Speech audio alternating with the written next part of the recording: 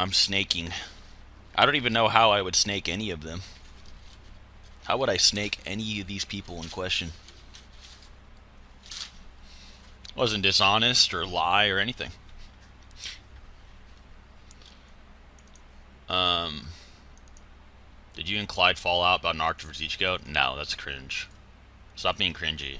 I'm not gonna lose a friend over like 7 years because of fucking anime. Like, you gotta get over that.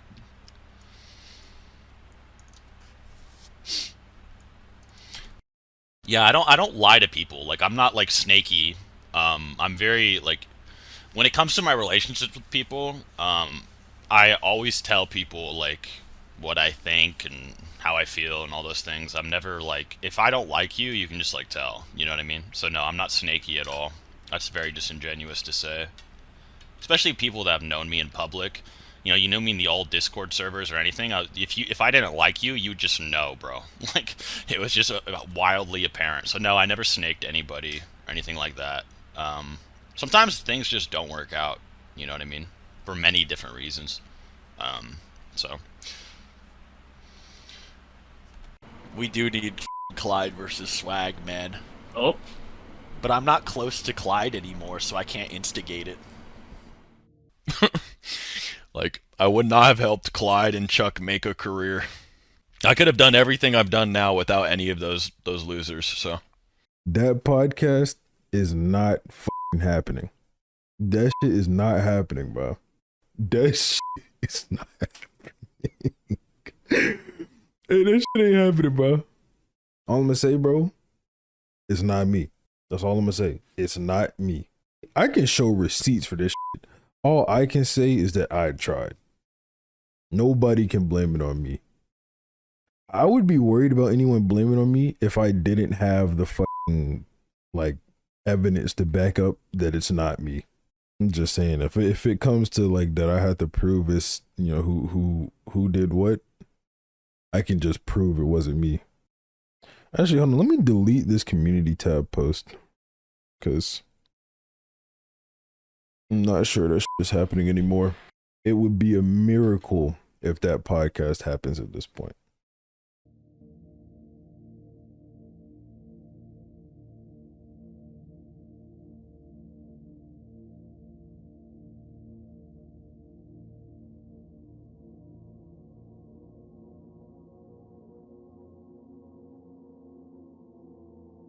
So, a lot of you have probably noticed by now that SethTheProgrammer and I do not collaborate on content, follow each other on any social media, stream together anymore, and whenever Naruto vs. Ichigo is brought up on my streams, I either avoid the topic, direct people to Seth, or hide people from my Twitch chat when they spam questions in regards to the project.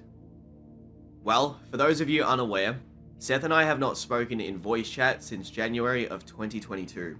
You may be thinking to yourself, there seems to be a pretty common trend with Seth. Another one of his friends is now not associated with him. Well, this isn't the first time this has happened, or the second for that matter, when it comes to us too. But no one has really known about our association beyond just YouTube formality in public.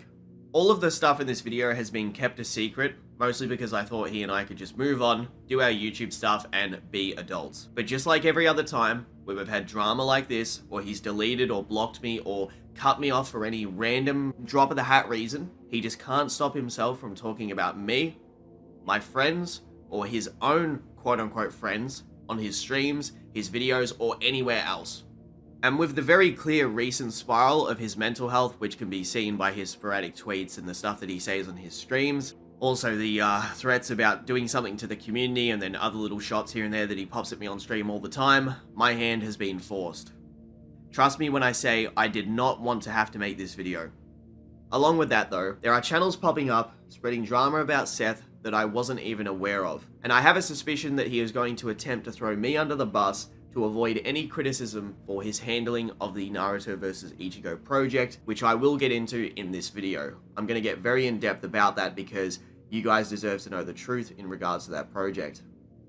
I've known Seth since November of 2016. I initially reached out to him after watching some YouTube videos on how to grow your YouTube channel, and the best method suggested was to make friends with creators of the same style of content and to try and have sort of a community to help each other thrive. You've no doubt seen countless YouTube circles that bounce off one another like this, and this in turn did actually happen because I reached out to Seth on Twitter, he replied to me, we started talking through DM, and in truth, I actually enjoyed his content. And a few months before this, I had met Swag Kage, whom I connected with Seth, and then the next thing you know, we had our community, where we'd collaborate, and we were all pretty much known as the main three, with Chuck being Seth's old friend that covered Dragon Ball and would make debunk related content with him. Now, I want to preface before I get into this video that, although Swag Kage and I haven't really talked very much in the past 2 years, or collabed, this has been mostly due to Seth's manipulation of Swag behind the scenes. Ever since he and I had drama in 2018, that's Seth I'm talking about, he wanted me to be as far away from Swag Kage as possible, because he knew that if I could talk to Swag, that I could show him what was going on behind the scenes. What Seth did was try to instigate debates with us all the time, lie when I was not in call with them, and various other bad things which has taken place over the course of the past few years. So for those of you who are curious why I don't collab with Swag, well, there's your answer. Now, I'm going to show Swag Kage something here in this video that's definitely going to get his attention. To say that I've been cooking in the past year would be a very big understatement. He hurt me so bad. He fucked me up. He asked if I was on the spectrum. Oh my god. Which shit, I might be, but he said, this is a serious question, are you on the spectrum? And I said, what the f***, Seth? Like, I was crying at the time, but like, I'm glad we weren't calling, it was just through text. And, oh God, what else? He said that I was awful. And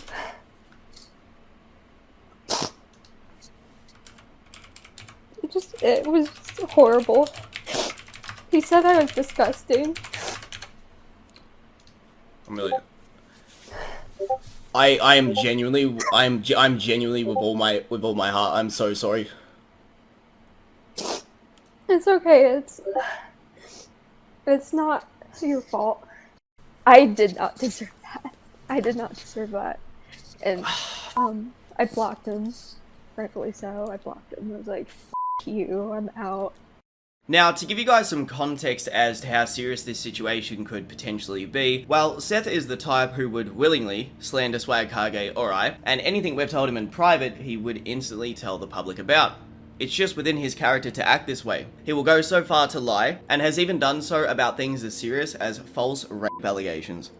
You also may not know this, but Swag at the time was also worried, and he probably is now, because Seth had been secretly recording their private calls over the course of the months and years they knew each other, and has no doubt done so to me many a times without my knowledge or consent. I'm actually curious to see, after this video, what kind of weird stuff he has been recording, especially the out of context stuff that he's no doubt going to share. That being said, today I want to talk to you about something that many people have warned me against. I've heard about 5 different people I know tell me not to do this and to not risk it, as Seth's channel is too large and you'll just get bullied by his audience when he replies or twists the situation, which he will do, as I watched him do it right next to me during the satire stream, where he was accused of asking an underage girl for nudes, flirting with an underage boy, and it was insane to watch how easily people believed his lies because they only know the personality they see in his videos or streams. I'm not kidding, and I don't mean to say this in a humorous way, but for the longest time, it legitimately felt like Geen watching Eisen do some pretty fucked up shit. And the closer I got with Seth over the years, the more I started to question my own morals with supporting the stuff he was doing. The satire stuff, as an example, I only knew what I was told by him at the time, and I went onto that stream to defend him as any good friend would do. Which he has rarely done so for me in such a selfless way, apart from financial assistance. I kind of feel in retrospect that it was a bad idea to blindly support him, but you'll understand why I did more as you watch the video. The more that I've come to learn about the satire situation and other things, the more I've come to be more worried about his real self. I want to say this very clearly, if you follow Seth or I, and you enjoy our content and have a certain image of us that you think we're like in real life, please listen when I say, have an open mind and hear what I have to say. Do you think I would drop this video out of nowhere for absolutely no reason? If you are someone that's excited for Naruto versus Ichigo, and you want to know the truth about that too, then make sure you listen to what I have to say in this entire video, because as most of you know, that project was a project that was initially involving us too. And it's quite wild because there's actually a lot of people that don't know I was the co-host of that project because he would always try to take the credit for it. Well, to give you further insight on that, many of you don't know, but Seth secretly cancelled it on more than one occasion. And by doing so, he also scammed a lot of fans out of money too, and then lied about it on stream. He said, is Naruto vs. Ichigo canceled? If not, why is the Patreon page is gone? I already talked about this. What do you mean it's sus, bitch? I talked about this on stream 4 times. The f*** are you talking about, sus, you dumbass motherfucker? Anyone that watches my stream would know I've already talked about canceling it. What? I literally made a Patreon post for a month straight saying it was. What? That's pretty sus, man. Shut the f*** up. What are you talking? I wasn't hiding it. What's with the, like what would be sus anyway? Isn't it yours? Like, weren't you paying for right? it? Acting like I made money off of that, bruh. What the hell? Y'all think I made money from that? What do you mean sus, you dumbass? Nah, the f up. Free bro, freeload. This killed me. This killed me. Nick started a GoFundMe to do the animation themselves. Yeah, like, nah, it's not gonna happen. If it has to happen again, it has to be paid for by me. There's no way. Like, bro, they were asking for $127,000. Yeah. I'm like, bro, you random ass aren't getting that, bro. Yeah, it's not happening. Bro, this nigga, the dick eating is insane, bro. You see this nigga's comment? I told the people who batter, YouTube viewers don't batter, as if your entire career didn't come from YouTube viewers. Bro, I don't look. I say that to your face. I hate y'all. I do.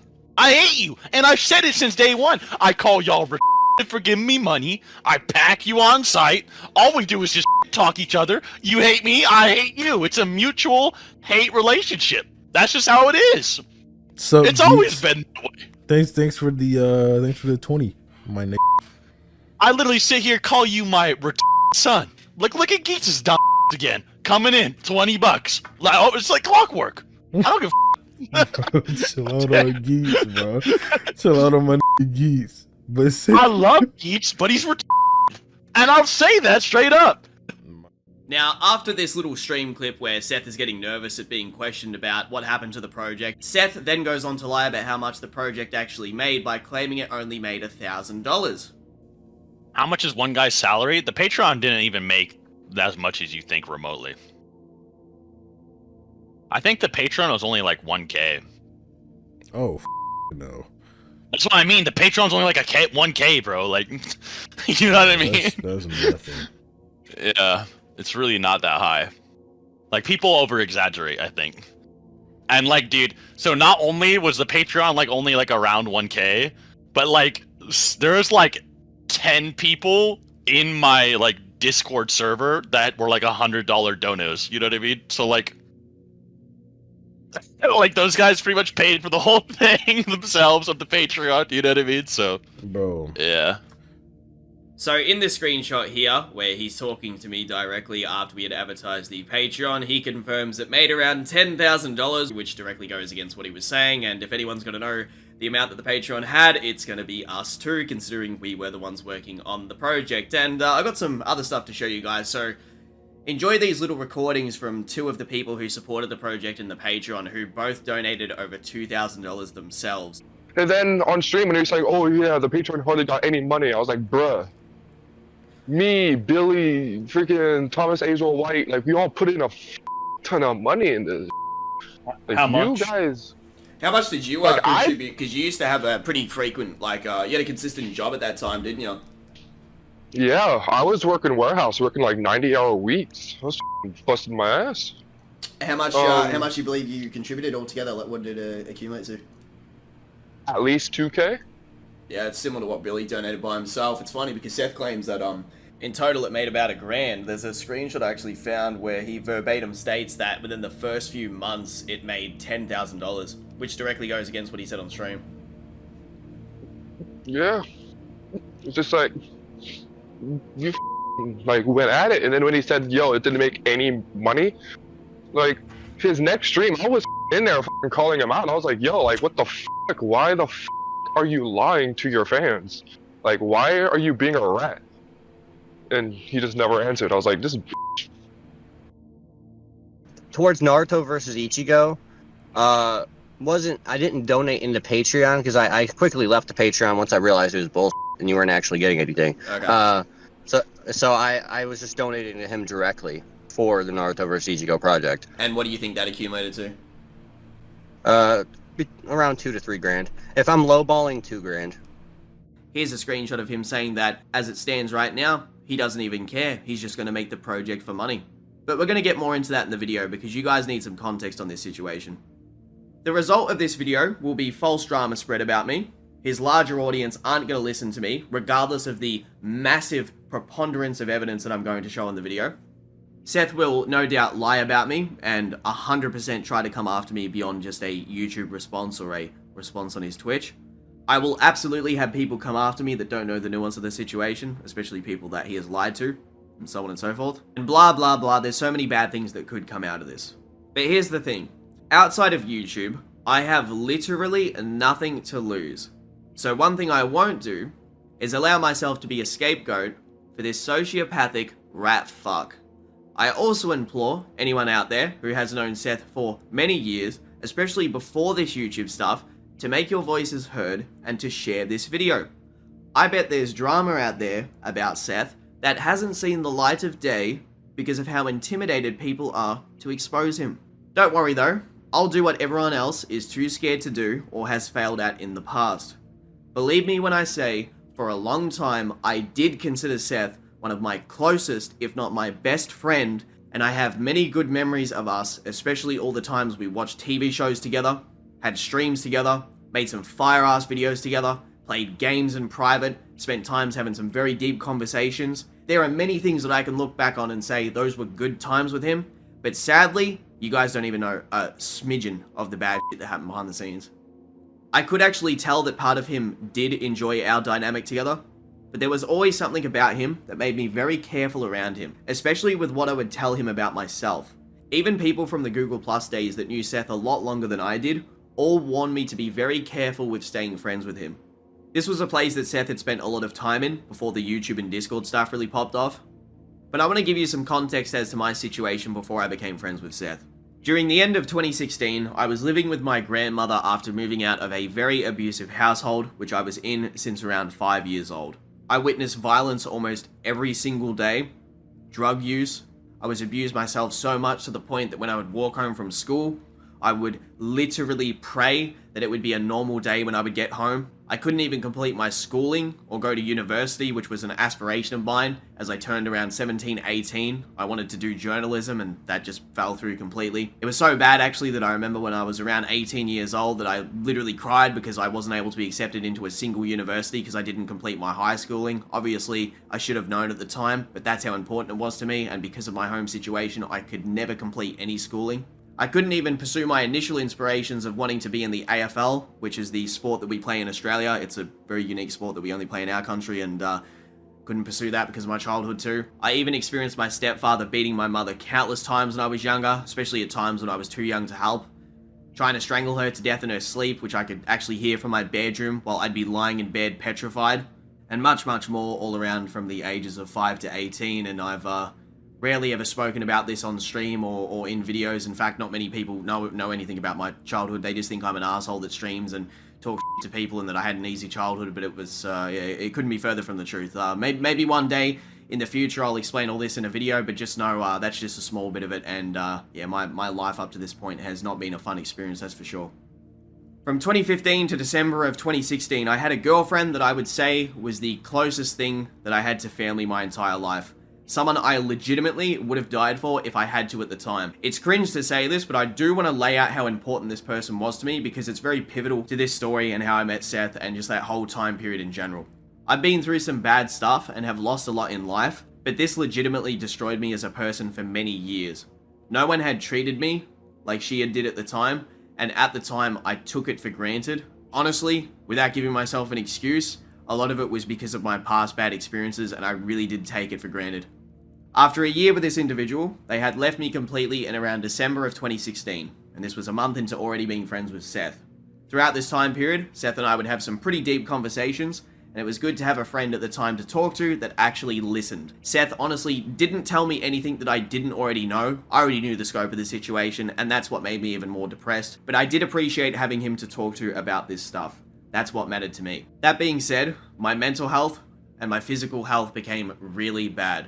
Almost everything about me started to go downhill, as if my body was in this weak, dying state because I was that depressed.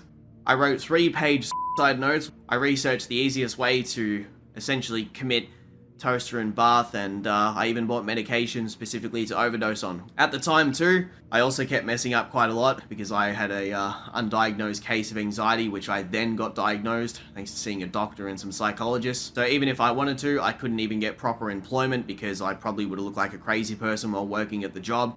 Losing this person put into perspective that I honestly didn't know what I had at the time, and it made me feel even more awful because the more I started to sit there and stew over how she was gone, the more that my life just was worse and worse. I was pretty much isolated to online life and doing nothing but just talking about which fictional drawing punches the other one harder in the face. This was an aspiration of mine to make these YouTube videos, but I can't lie and say that I wasn't having a bad time because this should have been some of the best years of my life when I was doing these collaborations, you know, with Swag and Seth and everybody, and it wasn't. It was horrible. If you actually listen to a lot of the tonality in my very older videos from like 2017 or even some of the ones from 2016 that you may hear at the end of the year, you can hear a very distinct difference in my voice. I don't sound very good. There was actually 2 times at the end of 2016 where I almost drank myself to death, and this was actually the goal of mine. I was trying to do it on purpose, one of which resulted in me waking up at a beach standing up. That's how blackout drunk I was the night before. I came back to reality pretty much standing up there, and I was like, what the hell's going on? Where am I? Like, I was that drunk that I was standing on a footpath near this beach called Eastern Beach, and I'm looking across, and I pull my phone out, and I'm trying to order an Uber. And I'm waiting for this Uber to come, and I'm still so drunk that it hasn't even been ordered. That's how out of it I was, and then I pretty much had what I assume was alcohol poisoning for multiple days afterwards. Like I said before, there's actually probably videos out there from around like the end of 2016 to the start of 2017 where I like on a whim uploaded some very depressing videos where I didn't have anyone to speak to, so I recorded a video and talked about my situation, which it's kind of sad that people might use something like that against me, but it's whatever, they exist, and it's a silly thing that I did at the time because that's how down I was. So there you go. As pathetic as it sounds, being left by this girl and knowing that I was replaced pretty much destroyed my self-confidence and my mental health. I didn't have anything at the time except a 3,000 subscriber YouTube channel, and I was someone that already had a lot of mental baggage because of my very violent childhood. To give you guys some more context too, I actually grew up with a schizophrenic mother and an abusive stepfather who had spent around 12 years in jail before he met my mother, so he himself was pretty mentally off too, and they were both not only chain smokers but alcoholics who would literally drink, and I'm not even kidding, an entire boxed wine satchel to themselves per day. And yeah, when I was around 3 years old, my father killed himself in our backyard by hanging himself off of a tree. As it stands right now, as I record this video, I live alone and I don't really have anyone to talk to from my family. I haven't actually spent Christmas with anyone for the past 5 years, and my birthdays have pretty much all been on stream with you guys. When 2017 rolled on in, I collabed with Seth and Swag a lot, and I developed anxiety disorder really hard. It was so bad that I used to get paranoid that I actually sounded crazy in these collaboration videos. Pretty much I'd be recording with Swag and Seth, or Chuck if we ever collab with Chuck, and I'd be, sitting there and I'd say my sentence, and then I'm thinking to myself, I'm like, wow, did I sound okay? Like, I had so much self-doubt in myself because of this development of anxiety disorder, which I didn't actually know what it was at the time, and if you guys deal with anxiety, you'll know that it's f***ing horrible. I'd rather be depressed till the day I die than deal with anxiety, if I had to choose one or the other, because anxiety is scary. I used to be in bed, freaking out to the point where I'd be scared to go to sleep each night. I wouldn't even want to go to bed because I didn't want to lie in bed and be so scared of my own self freaking out for no reason. That's how not only stressed I was, but how much in pain I was mentally. I was also at the time suffering pretty heavily from something called sleep apnea for many years, and I didn't even know I actually had this, but it was making my mental health way worse. Sleep apnea, for those of you who don't know, essentially means that your tongue and your throat blocks your airway when you sleep, so you snore so intensely that you suffocate for seconds, and this pretty much leads to brain damage, excessive tiredness, and can cause things like strokes, heart attacks, memory loss, blood pressure problems. My anxiety and mental health was being amplified by this, and I had no idea. I just thought, man, I just have this really bad habit of waking up with headaches all the damn time. Like, maybe it's a response from, you know, how much I look at screens all day, like I've got eye strain or something like that, and it's giving me headaches from staying up too late, but apparently it wasn't. It was actually because I'd been dealing with this snoring problem since I was like maybe 15 to 17 years old, and I had no idea this whole time. The reason that I started to notice that this was definitely sleep apnea was because I actually woke up choking on my own saliva multiple times, and people who had heard me sleeping would say that if I slept on my back, they could hear me literally snoring like an old man, and it would pause for multiple seconds. Like, sometimes 10 seconds I would go without breathing and then snore and then go again. Mix this in with being suicidal because you pretty much have nothing, and it's the perfect recipe to be taken advantage of. For example, to explain a bit more about Seth, because so far it probably sounds like, wow, he's such a helpful good guy, he was there for you during the worst time in your life. Well, sometimes I would message Seth and ask if he'd want to call because, you know, I thought he was cool and I wanted to hang out with him at the time, and I thought we were getting along really well, and he'd just straight up call me a retard or tell me to shut up if I over-explain stuff in Call with Swag. I mean, here's him threatening to block me for literally defending myself against rudeness in calls. In fact, this is nothing like the stuff you're going to see further on in the video, because these characteristics were only small things too. Because as he opened up his Discord server that same year, he started to become so infatuated by the 24/7 ass kissing from his fan base that he allowed Chuck to be bullied so hard in his servers by strangers, and he pretty much laughed while this would happen. You guys may not know this because it's been so kept hush-hush, but Chuck actually left his servers multiple times. Not always by his own choice too, usually because he would get bullied out of them, and stopped collabing with Seth for a long time, which he tries his best to deny all responsibility on that, which is just to this day the most ridiculous thing ever, that he actually thinks he was in the right for that stuff. And then people started to call me Chuck's replacement because, well, I could deal with his bullshit, but people like Chuck and everyone else who could smell what was going on, they didn't want to be around it. Here's a blurred screenshot I have that Seth was actually planning to spread around to make Chuck look like a pedophile. I will never share the contents of this image, but I have access to it and various other things that he was going to use on other people to expose them. Now, Chuck has since apologized for some of the ways he treated me in the past, and I actually like Chuck. I'm going to say that right now. Chuck's developed as a human being and is an actual nice guy at his core. I don't really have anything bad to say about him, and whatever he said in the past was just a product of the fact that he was expected to act a certain way back then. I understand why. But let me show you guys something really f***ed up that I found on my PC, which Seth definitely wouldn't want people to see. Back in 2017, when I was at my lowest point, both he and Seth laughed at a meme that they made showing the following. Yes, that's me in 2017. And here's a recording that I have of Chuck confirming that this thing is actually real, in case Seth tries to lie and say that this is fake or it's some kind of image that we all laughed at together, which is not the truth. Bro, I was thinking the other day, randomly, do you remember that image from like 2017 of me hanging off the tree? Do you remember that? Oh my god, dude. It came to mind because Don't remind me of that. Yeah, dude. I know. I was terrible. It came up because I'm going through all these old selfies I had, and then I was like, what the is this? And then I just remembered having that. Oh, that's so dude. I can't believe that. No, I mean, Seth made it, but I sent it to you and shit. Oh, that was terrible, dude. No, I have no ill will towards you about that. It was just funny because it just randomly came to mind. And I was like, I wonder if Chuck remembers this, because I forgot completely. Oh my god. Anyone from Seth's original SS debate group, which was essentially his moderator group on his Discord server, will attest that Chuck was thrown to the wolves, and I feel Chuck was mostly only hostile towards people in that server because Seth would try to set this high level of expectation that he needs to be a big debater, and even baited Chuck into multiple different unfavorable debates and would make fun of Chuck if he lost, in front of strangers who he had only known for weeks to months. Alright, Parrot, so can you remember all the times that Seth tried to instigate myself into drama with people? I mean, we could talk about all the other people he's done it to, not just myself, but I know for a fact that you're aware he has had, he said some pretty bad shit about me behind the scenes to you and to others, and he purposefully wanted to get me into crap so he could cause me problems with, say, yourself or other debaters in the server.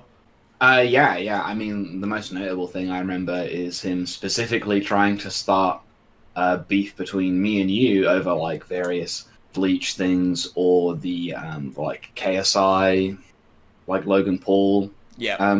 video me and him did, where he would come to me and talk about like how much you'd been, talking bad about me behind my back and stuff, and I assume he was like saying similar stuff to you about me. And then we got in call and started talking about it, and it just was like nothing. Like you hadn't been talking shit. There was no beef whatsoever. It was really weird. He really wanted to manufacture this like argument or conflict between us, and to be honest, he's just sort of been like that about lots and lots of different people hanging around in that community. I definitely remember him. It's very rare. I'll let you finish in a second, but it is very reminiscent Yeah. of the 2 attempts he made with Noodles and Trini to debate me, but I ended up becoming friends with the both of them because they actually liked talking with me, which was kind of ironic. Right. Yeah. And he had very weird things to say about you to me in private at the time when you were sort of like helping him out with lots of like sponsorship stuff and like editing all his videos or whatever, and like, very like you'd think like you two would be very close, right? And you were like spending a lot of time together, but he would just like always talk about how he didn't trust you or how he thought you were like trying to manipulate him, or that nothing he could say to you would be honest. And I think that's because he was manipulating you. A lot of the stuff he was saying to you wasn't honest, and he was always hankering for like this drama and conflict, which you were one of the people he was using to do that. That's definitely for sure. Yeah, that's true. Around that time period, I remember this one time there was a guy called, his name was something Boo or something like that, and he posted something to do with the Naruto vs. Ichigo project in the server, and Seth's his like instant thought is that he accused me of trying to do something to the project, and he's like, I'm cancelling this, and he's going off me in VC. It turns out I had nothing to do with it, but he doesn't even apologize to me. And this is during a time period where, like you just said, I'm managing his sponsors, his videos, I'm editing for him, I'm getting audio guys to his audio, I'm making his thumbnails, his tags for his videos, assisting him however I can, and he's like 24/7 just causing me problems. I mean, it was like, it was to the point with working with him that I would even help him structure our collabs so that they were done correctly, like our Ichigo versus the Akatsuki, Naruto versus the Espada videos. I helped format those videos to make sure that they would turn out to be absolutely supreme quality. I was also doing these videos with a lot of passion while also being messed with all the time. And I mean, you can probably recall too that it wasn't just yourself that he was trying to set me up with debates with too. He probably also had talked like endless shit with the SS guys about me too, isn't that correct? Yeah, definitely, for sure. I mean, even in just like the general group chats, he was definitely always desperate, I think, to like get you part of that hierarchy in some way, which I mean you'd always sort of resisted, Yeah, that's true. I didn't ever want to be around. No, I never wanted to be around those guys. Not because I necessarily disliked them. I just didn't like the vibe of that stuff. I wanted nothing to do with that group because he treated all you guys like mercenaries and like throwaway guys that he could use to debate for him. Yeah, and I also think part of it was that, obviously he's placed himself at the top of this like debating hierarchy, and so if he can show that anyone else is lower in that hierarchy, he can just consider himself better than them by default without having to do anything, which he never really would debate anybody good in the first place. That is true. That is true. See, like, I'm not going to be one of those people that will sit here and be like, I'm better than Seth or anything, but we had countless arguments where, like, I was clearly able to beat him on certain subjects and so on, and anytime you would do it, or Noodles or anyone else would do it, he would get very aggressive towards us, and along with that, he would send you guys into servers to go and debate, right, on certain subjects, but then he'd claim that because he was automatically above you two in rank in his server, that anything you guys do is a feat that goes back to him. Yeah, and that's part of why, like, he wanted to instigate people to do debates with you, like that he was already like above in this hierarchy, because then he can just say he knows better than you or is better than you by default without having to do anything. Yeah, we did have a lot of beef in 2018 and 19, and it was usually it was on topics that like he didn't know much about. So if he hears that I'm knowledgeable on, say, the UFC, he will want Noodles to debate me. Then we become friends. If it's politics, he tries to get Trini to come after me, but then we end up becoming friends. He did the same with Kappa. Him and Kappa tried to orchestrate the Trini debate, and it just didn't work because Trini was like, Clyde's not even that bad, and then we became friends. And then you and we talked about history and stuff together, and we got along very well. Turns out there's no beef there. It was just him trying to set it up. Yeah, and it's not like you're not special in this regard either. Like he was just generally always trying to pull weird, passive aggressive shit like this and instigate sort of conflicts with tons of people. I mean, me and Chuck, he was constantly trying to like set me up against Chuck, just to make Chuck look bad, and you know, for his own amusement and to make him look better by extension. He was very happy when Hashi beat Chuck too, like to the point where he was laughing about it when Hashi was saying in the call, there was a line he said where he was like, what are you snarfling, Chuck? And Seth loved it, bro. He loved seeing Chuck get humiliated in that debate. Right. Yeah. And he would like encourage that sort of thing from people anyway. Yeah. Tried to orchestrate, obviously people will know this by now, but he essentially orchestrated all the Swag debates with yourself and then with Noodles, and his attempt at first was to make Swag get humiliated by you guys in the debate, but then once he seen that he could take advantage of the playing field by being on Swag's side, he used that to get on Swag's good side, and yeah, just manipulated the situation, man. I mean, if he can do it to someone like me that was his closest associate and helped him make financial, gain all the time and always wanted the best for him, I mean, he's done it to pretty much anyone. It really doesn't matter who you are. Evidence of that, too, is the fact he did it to Chuck so much, and you just helped, back up that claim, because Chuck had copped it so fucking hard back in the day, man. It was terrible.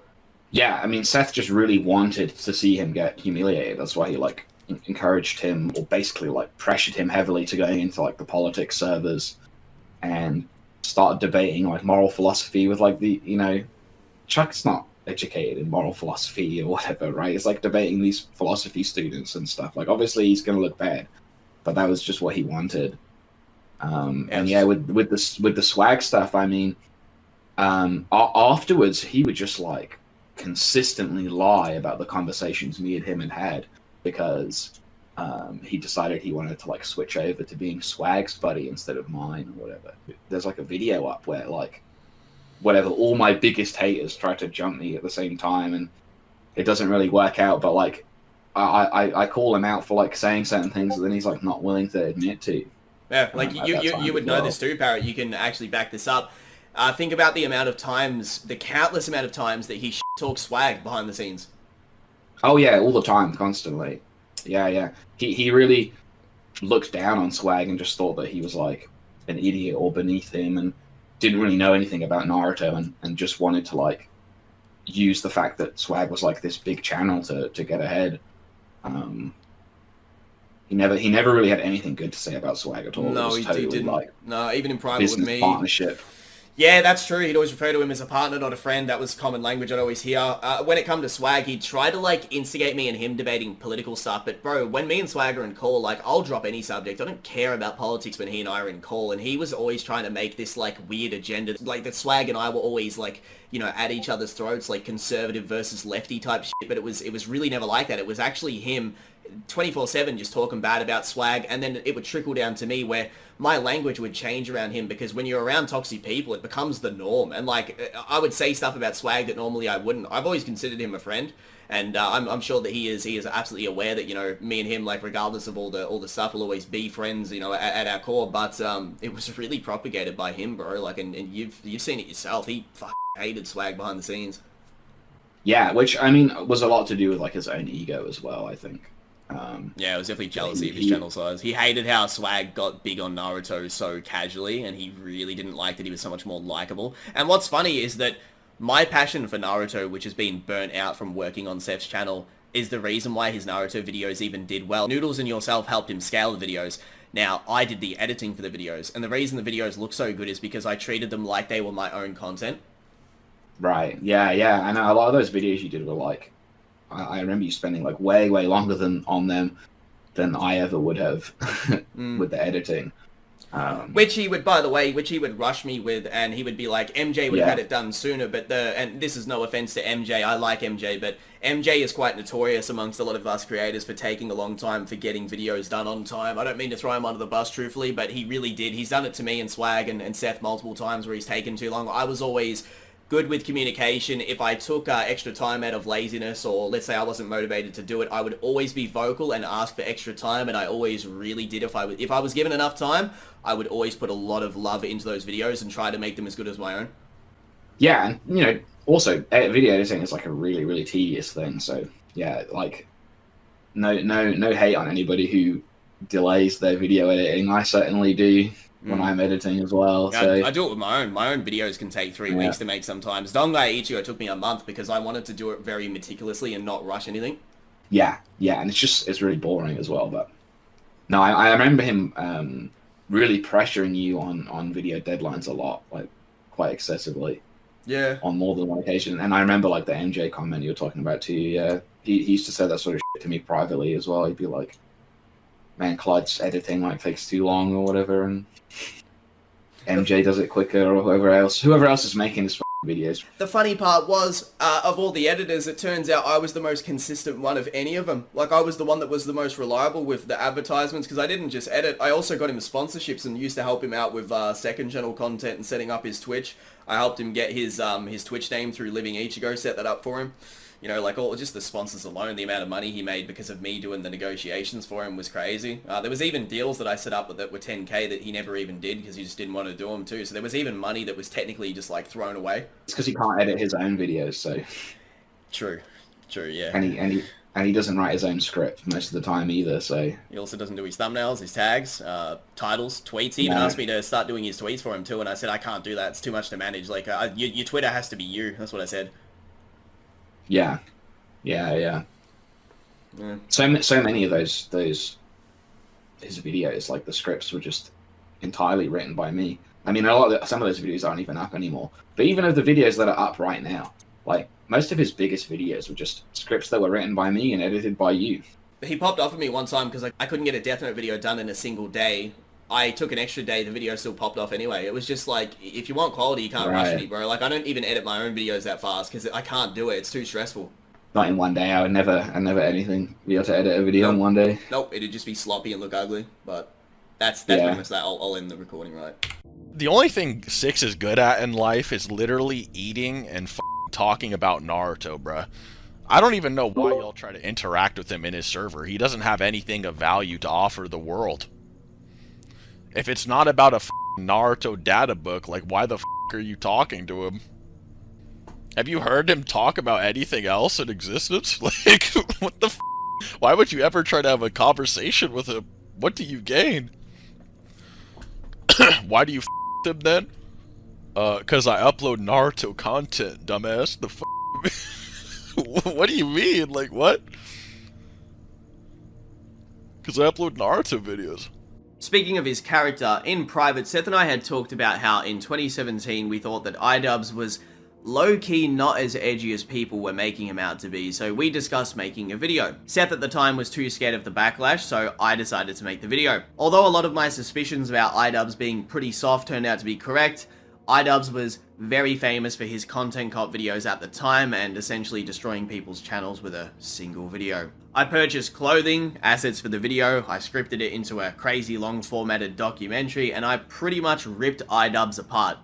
However, the next day, I woke up to Seth and his server clowning me in the server and posting photos of myself from the video. I noticed over the years that this started to become a very common trend with Seth, throwing his friends under the bus if his fan base or lackeys thought it was funny. He kind of plays to the beat of the crowd. It's like someone constantly begging for approval in every single moment. Anything to be seen as likable. I can say for certain that his claims of martial arts are very inflated. He's pretty much been to like 10 classes in total. His ability to woe women is largely inflated, and we'll get into that in the video. And even his debate accolades are pretty suspect, which we'll also go into in this video.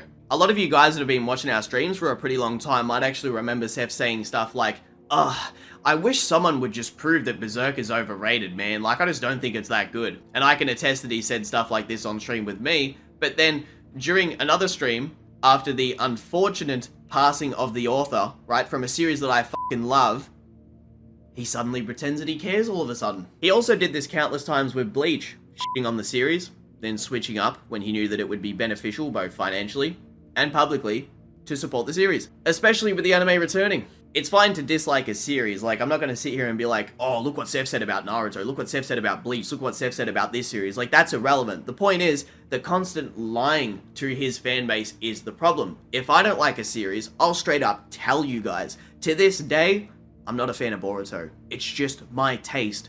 I don't like it, and I'm not gonna pretend that I do like it. Genuine chameleon behavior. Here's an example. Seth also did the same when XXXTentacion died, because I guess he thought that it was the right thing to do, or something like that, which I know for a fact he barely cared, and possibly didn't even listen to him, and I know this because I never once heard him reference X a single time, and at that time, I was a pretty damn big fan of his music, so I took mental note of this. As I also mentioned before with the instigating debates, both he and Kappa tried to sneakily coerce me into a debate with Trini after I assumed Seth didn't like that I was quite vocal about like political related stuff in call. Not necessarily the context of the actual political discourse we were having, but the fact that I sounded pretty knowledgeable kind of bothered him. He doesn't like when people know more about certain topics than he does, so I just claimed that my tiredness was too distracting and that I couldn't do the debate. I could smell exactly what was going on. At this time, Seth didn't like at all that I wouldn't take his crap in call, and I would argue with him quite a lot if he would give me attitude, stating to Trini in private, verbatim, this is what he said to Trini, "I need you to take someone out for me," and Trini told me this on the sly in advance before he could do anything. Seth also at the time was asking his SS server members, aka his mods, to get information on me in one of the chats. He called this his Black Ops chat. A lot of this was being inspired by the fact that I was letting people know in advance that he was kind of a bit crazy, because he was always rude to everyone on Discord, regardless if you're a friend, an enemy, or he was just in a bad mood. He could never control his emotions to the point where he would have so many friendships get cut off just on a whim. Even Nux Taku, who I'd like to assume he and I are on pretty decent terms, last time we talked was pretty positive, and I appreciate that he reached out to me and wanted to call about some stuff. But that being said, he had some pretty weird experiences with Seth too during this time period, and it was over really petty stuff. It's also ironic with him getting so insecure about the craziness stuff too, because every time that he's had drama with a friend, the second that anything kicks off, he starts telling the world about every single private thing that he's ever been told by them. For example, with me, starts talking about my relationship stuff, starts talking about my IRL, my mental health. Just look at this screenshot on the screen right now. It's literally him mocking me for being depressed, alongside the image from before, which you can see where he edited me hanging off of a tree because I was suicidal. Who the f acts like this? Another example, Noodles with his girlfriend at the time, leaking his address, trying to get him doxxed. He even lied about almost every single detail in their drama, which no one even knows about because he played the entire audience like a fiddle. They all think Noodles is like this high IQ anime villain, when in truth, a lot of the drama with Noodles and Swag and Seth, it actually all was inspired by the fact that Noodles just always wanted to debate Swag. That's where it all came from initially. When it comes to Swag Kage, if Seth has the opportunity to, he's going to air out every single bit of private information that he knows about Swag Kage. And listen, we're going to get a little bit into that further into the video, but I'm not going to share the actual intricacies or details themselves, but there is something very important which Swag needs to see in this video. Because if he sees this and he still associates with Seth after this video, he's a f***ing idiot. Another example, he actually told people that Trini got molested by his neighbor. He also laughed at this guy called Tippo for being raped as a kid. Famdingo? Well, he laughed at him because he attempted suicide on stream in 2017. I mean, again, here's him openly mocking people from the old server I used to share with Famdingo, called the Dingo Den, and literally making fun of my mental health while knowing I'm going through the worst time of my life. To this day, all of the drama, the people that got bullied, made fun of in that server, all the fucked up shit that there's, that still probably hasn't even came out and no one knows about, right? To this day, he still thinks that he did nothing. Like, he still believes that he was getting attacked by people for no reason, and victimizes himself to the degree where it's, like, actually delusional. During the infamous Boruto collab that Seth, Swag, and I did, when I mentioned I was planning to make a video giving my honest thoughts on Boruto, which involved me having to actually, like, watch and read it, Seth said, "Weren't we gonna do that collab?" And I said, "Well, we still can if you'd like," and we got Swag onto the video. Now, the only reason that collaboration happened was because I knew that if I did it solo, Seth would have cried about it, because this had actually happened in a past video that I did with Swag, a video where Swag and I talked about an alternate ending of Naruto involving Madara. And Seth got so upset because he assumed that we stole that topic from him, as he planned to do Momoshiki versus Madara, that he cried about it for weeks and started to imply that I was a rat. Same with Swag. He, like, pretty much didn't trust us for months after that. He legit thought we went out of our way to do that in a malicious way. I can say to this day, right now that I have absolutely zero connection with Seth, I had no intentions to steal the video. If I did, I'd straight up admit it right now.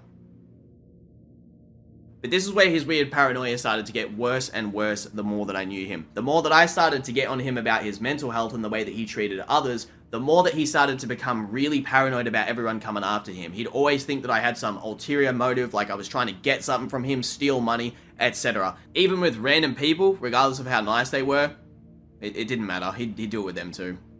In October of 2017, I said to Seth, who at the time had videos with the quality of Windows Movie Maker, yo, let's collab and I'll edit it. Let's do the Espada versus the Akatsuki.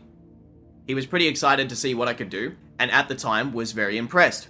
I even recorded the video footage for his sponsor on the video, which I believe at the time was L-Sword. If I get it wrong, whatever. But I was paid around like 250 USD to do this, which was cool. It was the first time I'd been paid to edit, and I mostly did it because I actually just wanted him to have a cool video, and I had always said, I actually want to make videos with you, I like collaborating with you, and obviously I'm going to work hard because my channel at the time was small, so by collaborating, my channel grows. If I work hard for him, my channel grows. It's beneficiary for the both of us. So, you know, I edited this video in a pretty quick manner, due to the video needing to be done by a certain time. It was actually around 50 minutes, if I am remembering that correctly too. Someone's no doubt downloaded it on YouTube. But normally, to give you guys some context, normally a video like this would have taken me 2 to 3 weeks to produce. I did it in a few days. If you want to see the difference in videos before and after I started editing for him, just look at the videos coming out nowadays versus the ones that you can see where I worked on them. I actually have a file on my PC which is related to Sony Vegas, which I use to edit my videos, and it tells me every single video that I've ever edited. If I need to, I can go and look and find every single video that I worked on for him, which to this day, pretty much no one even knows about. It's actually beyond pathetic and honestly lazy because he records some of his videos with a Turtle Beach headset because he doesn't want to bother with setting up a professional mic, which he could easily pay someone to do, or just buy one that's like auto set up when you plug it in. Anyway, later in the year, we planned to do Aizen versus Madara. This video was probably to this day the most stressful work that I've ever done apart from this video now. And looking back on it, other YouTubers would have been exposed for this situation due to how much work I had to do in such a short amount of time and how much I was shit on for taking too long, which is ironic because I actually didn't take too long. I got it done in record time. But anyway, Seth and I sat down 3 days before Christmas in 2017, and he wanted to record this video off the cuff. I, at the time, wanted the video to be scripted and formatted correctly so I could edit the video like a well-structured breakdown. And I also didn't want to record the video without a script or at least some guidelines in front of me to spitball because the memory problems that I was having from my sleep deprivation and mental health, along with my mental fatigue in general, was making it really hard for me to improv record, and I tried to stress this to him, but he just didn't listen. Before I was experiencing these issues, I used to be able to record videos off the top of my head without a script. I actually used to make Call of Duty commentary videos on my old channel back in the day before I did any of this anime stuff, and I had close to like 3,500 subs on that old channel before I got rid of it. To give you some perspective, sometimes the raw audio for one of my normal, highly edited videos, like say the Dongai video, the actual audio for a video like that was 3 hours long. If they're big like the Stark video or the Mugetsu video, it's even longer. Because of my sleeping issues, I have a lot of trouble reading. Not because I can't read as I'm reading a script right now, but it's because I like to have backup lines so that if I read something and I f*** it up but I don't notice because of my sleep deprivation, well, then I have backup lines in case there's weird noises, errors in the audio, or like I said, I mess up the line. If you record separate audio sessions, it can make the video sound super different. Here's an example. Listen to my Naruto Destiny video, where the video goes from normal recording to a line that I had to slip into the video because I made a mistake. If Naruto had lost to Neji, he would have just trained and never stopped until he was Hokage.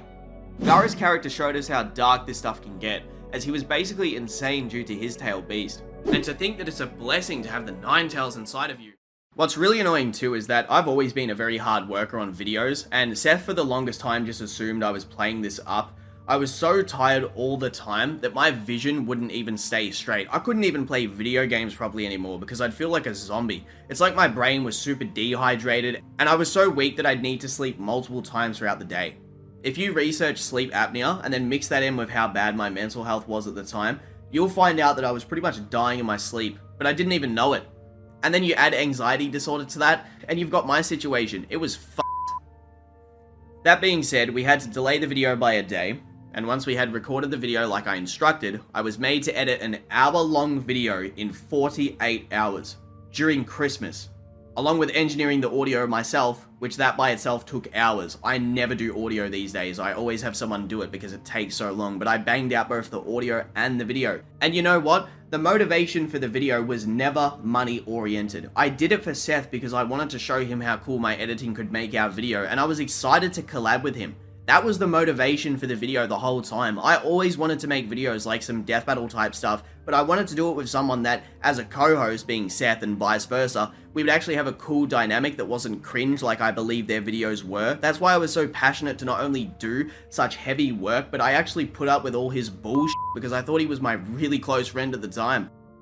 This video could have actually easily been delayed, but because Seth at the time wasn't experienced with editing and how time consuming it actually is, it was expected to be done. I've heard MJXTV countless times hype me up for the fact that I got that video done in record time, and he's surprised that it was actually edited that fast. I didn't even sleep for that entire time period. That's 2 days without sleep. The kind of sleep deprivation where, if I had kept going, I could have legitimately died or passed out or something bad like that, which I almost did. I almost went to bed multiple times because I was so exhausted, but I got back up and I was like, no, you have to get this done, don't let him down. Right, I was so fatigued from sleep apnea. I wish I could put into perspective for you guys, like, just how bad it is for those of you who've never experienced it, because the tiredness from sleep apnea is, it doesn't matter how long you've slept, you don't feel like you've gotten any rest. Like, you sort of question, you're like, come on, buddy, what were you doing for the past, like, 9 to 12 hours? Did you even, get any rest? Like, what was the point in that? Like, it's ridiculous. Like, I'd sit there and my blood pressure would be getting messed up so bad from these sleep issues that I'd feel like I was rocking in my chair, or like I was getting dizzy for no reason with vertigo.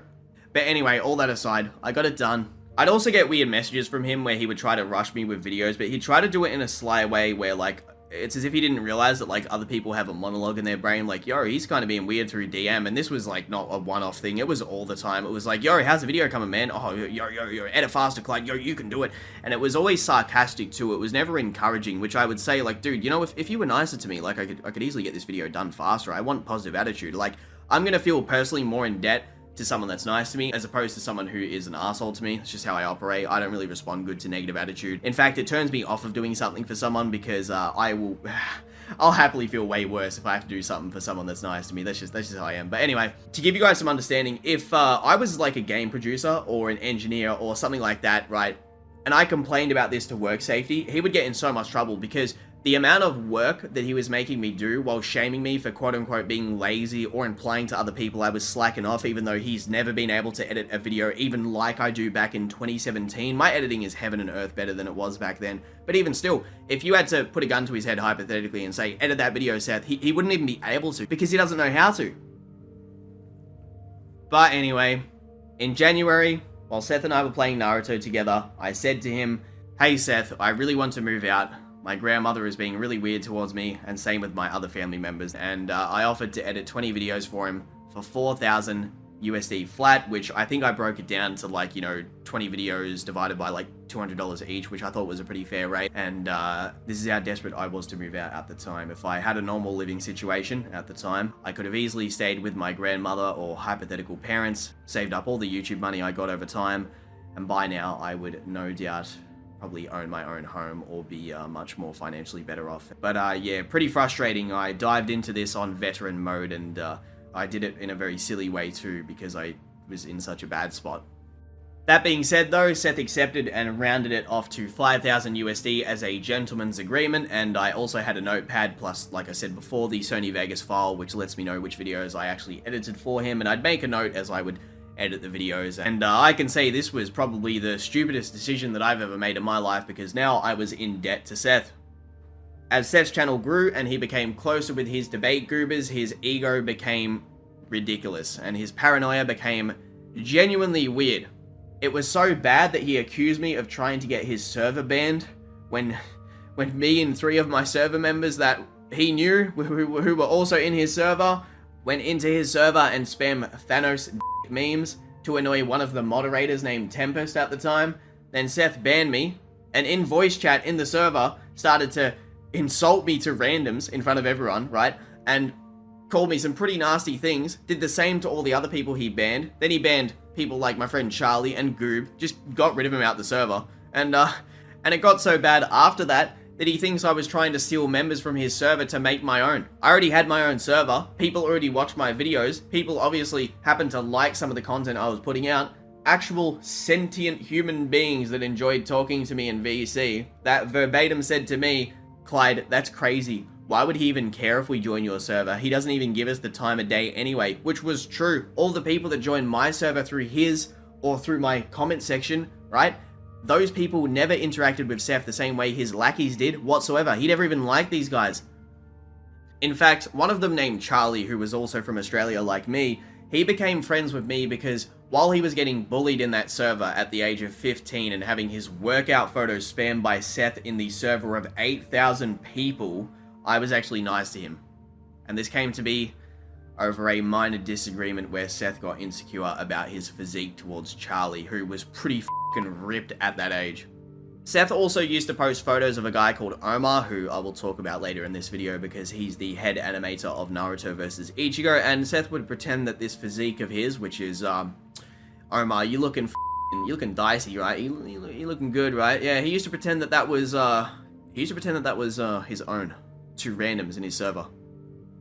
He also apparently used to try and do the same thing with some cosplayer and would pretty much like pretend that that was him. There was actually a time where someone was complimenting the way that my appearance looked in VC, and Seth tried to post a screenshot of myself from the iDubbbz video to put me down for some weird reason. I don't know, like was he getting insecure because another grown man was getting a compliment from someone? Like, I don't know, that was weird. The actual reason why server members of mine like Goob, Charlie Smith G, Reach, and many others actually liked me was because we got along.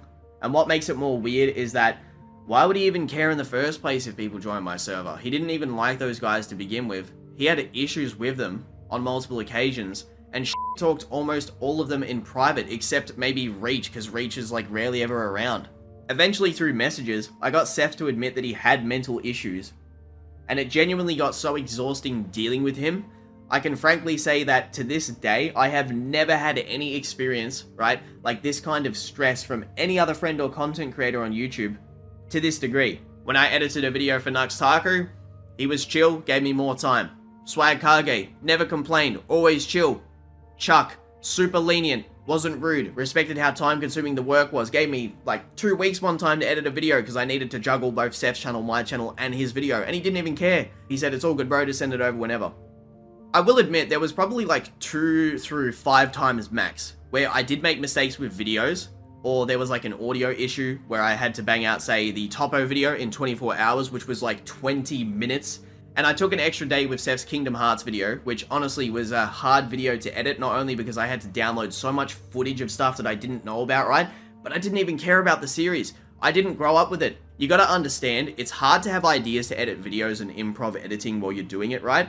And know exactly what to do with footage or understand references and stuff that would appeal to the fans if the content is foreign to you. In fact, here's the funny part actually, guys. Not many people know this, but I edited almost every single fucking big video on his channel. God of War, that was me. Goku vs. Superman, that was me. The Death Note videos with millions of views, perfect looking footage, and all the most amazingly placed scans and music choices, yeah, that was me. The Naruto content, which looks like it has identical editing to Clyde's Naruto videos, yeah, that was me again. I edited his videos, made his thumbnails, helped him with titles of videos, the tags, the description, little tips and tricks which I could have kept to myself, helped him with tweets. I even managed his business email for a year and helped him make upwards of, I want to say in the range of $25,000 to probably $35,000 from advertisement deals, which he'll probably say, oh, I could have got them myself, but that is definitely not the truth, because I even went out of my way to reach out to sponsors or handle all of the negotiations, which he was too immature to deal with. Sometimes I'd even avoid getting a deal for my own channel to secure deals for him. Along with that, here's a message from one of the sponsors literally bitch because he was so hard to work with and how he cancelled on a whim at a deal that he just like decided, I don't really want to do that anymore. The most recent one too, which you can see on the screen, was $18,000 for a single video.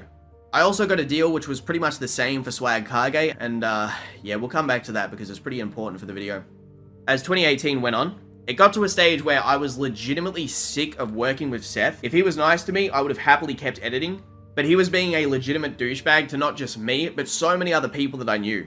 I'd actually be depressed knowing that if I don't respond to a message he sent me, he would get suspicious or just cause drama on a whim. I also never had any bad experiences with many people in the community that I sadly had to cut off, like Noodles or Omar, and I had to remove them because if I didn't, Seth would be suspicious that I was doing something wrong or meddling with his work or whatever else paranoia was inspiring him to say. Like, it was ridiculous. Here's a screenshot of him threatening me after I had to explain that I wasn't involved in SmithG not wanting to work with him.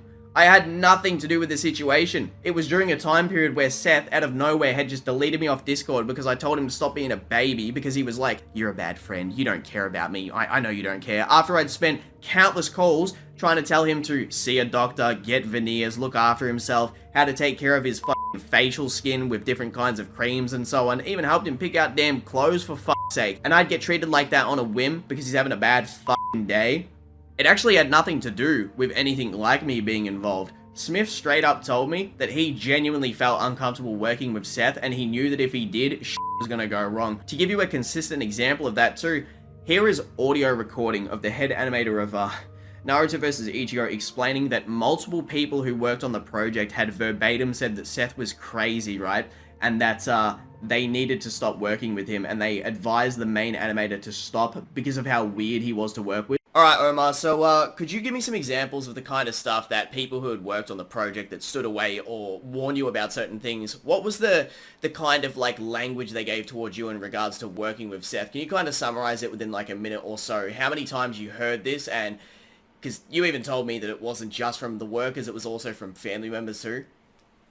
Yeah, so like the animators themselves all specifically said he's unstable, like crazy, and they don't want to work for him. A lot of people said they don't want to work on it again unless I'm at the helm, and were specifically only going to work on it if that was the case. I had the music guys specifically work with him for about a month and say to get away from him. The dude is crazy, and the way he speaks to me is not okay. And the way he speaks and treats everyone else, that the dude is nuts, and to get away from him. Friends and family also said the same. And art friends who had worked on other projects with him had said about how ridiculous he was and that I shouldn't be dealing with him, to get away constantly. It was everyone telling me to move away from him, that the dude's bad news, including my mother, other family members, and my girlfriend.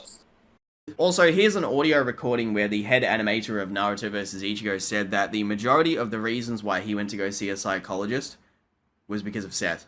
Also, Omar, could you sort of tell me, so you had said to me in private that whenever you would go to see your psychologist because you deal with some mental health issues, which is completely okay, we all have our problems and stuff, and I'd never judge you for that, but you had told me on more than one occasion that what usually would happen is that you would go to your psychologist and the initial meetings, which would be about you, would then diverge into pretty much being all about him. That's correct? Yeah, that is correct. A lot of our sessions would divulge about my anxiety around Seth, or how he was treating me, or the various situations around him, and how to navigate it and help him, but also how to make sure I'm not hurt. One thing that came up in particular a lot was me concerned about his life and the trajectory of it, sorry. But my therapist would always try and bring me back to how do I make me okay with it, and how do I somewhat separate myself from him?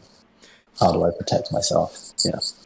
Now, there was something you had said to me last night that really stuck to me, and you had thanked me actually when it comes to us working together for the past month or so, because you had said that it was kind of refreshing in a sense to work with me because there was absolutely no tension, no insults, no anxiety, no rudeness. And is that correct? Like, even just working with me for just a handful of weeks on and off when it comes to my story, or even like looking at one of my new videos like Aizen versus Unohana, do you actually get that sense that working with me is like an actual relief compared to being around him all the time?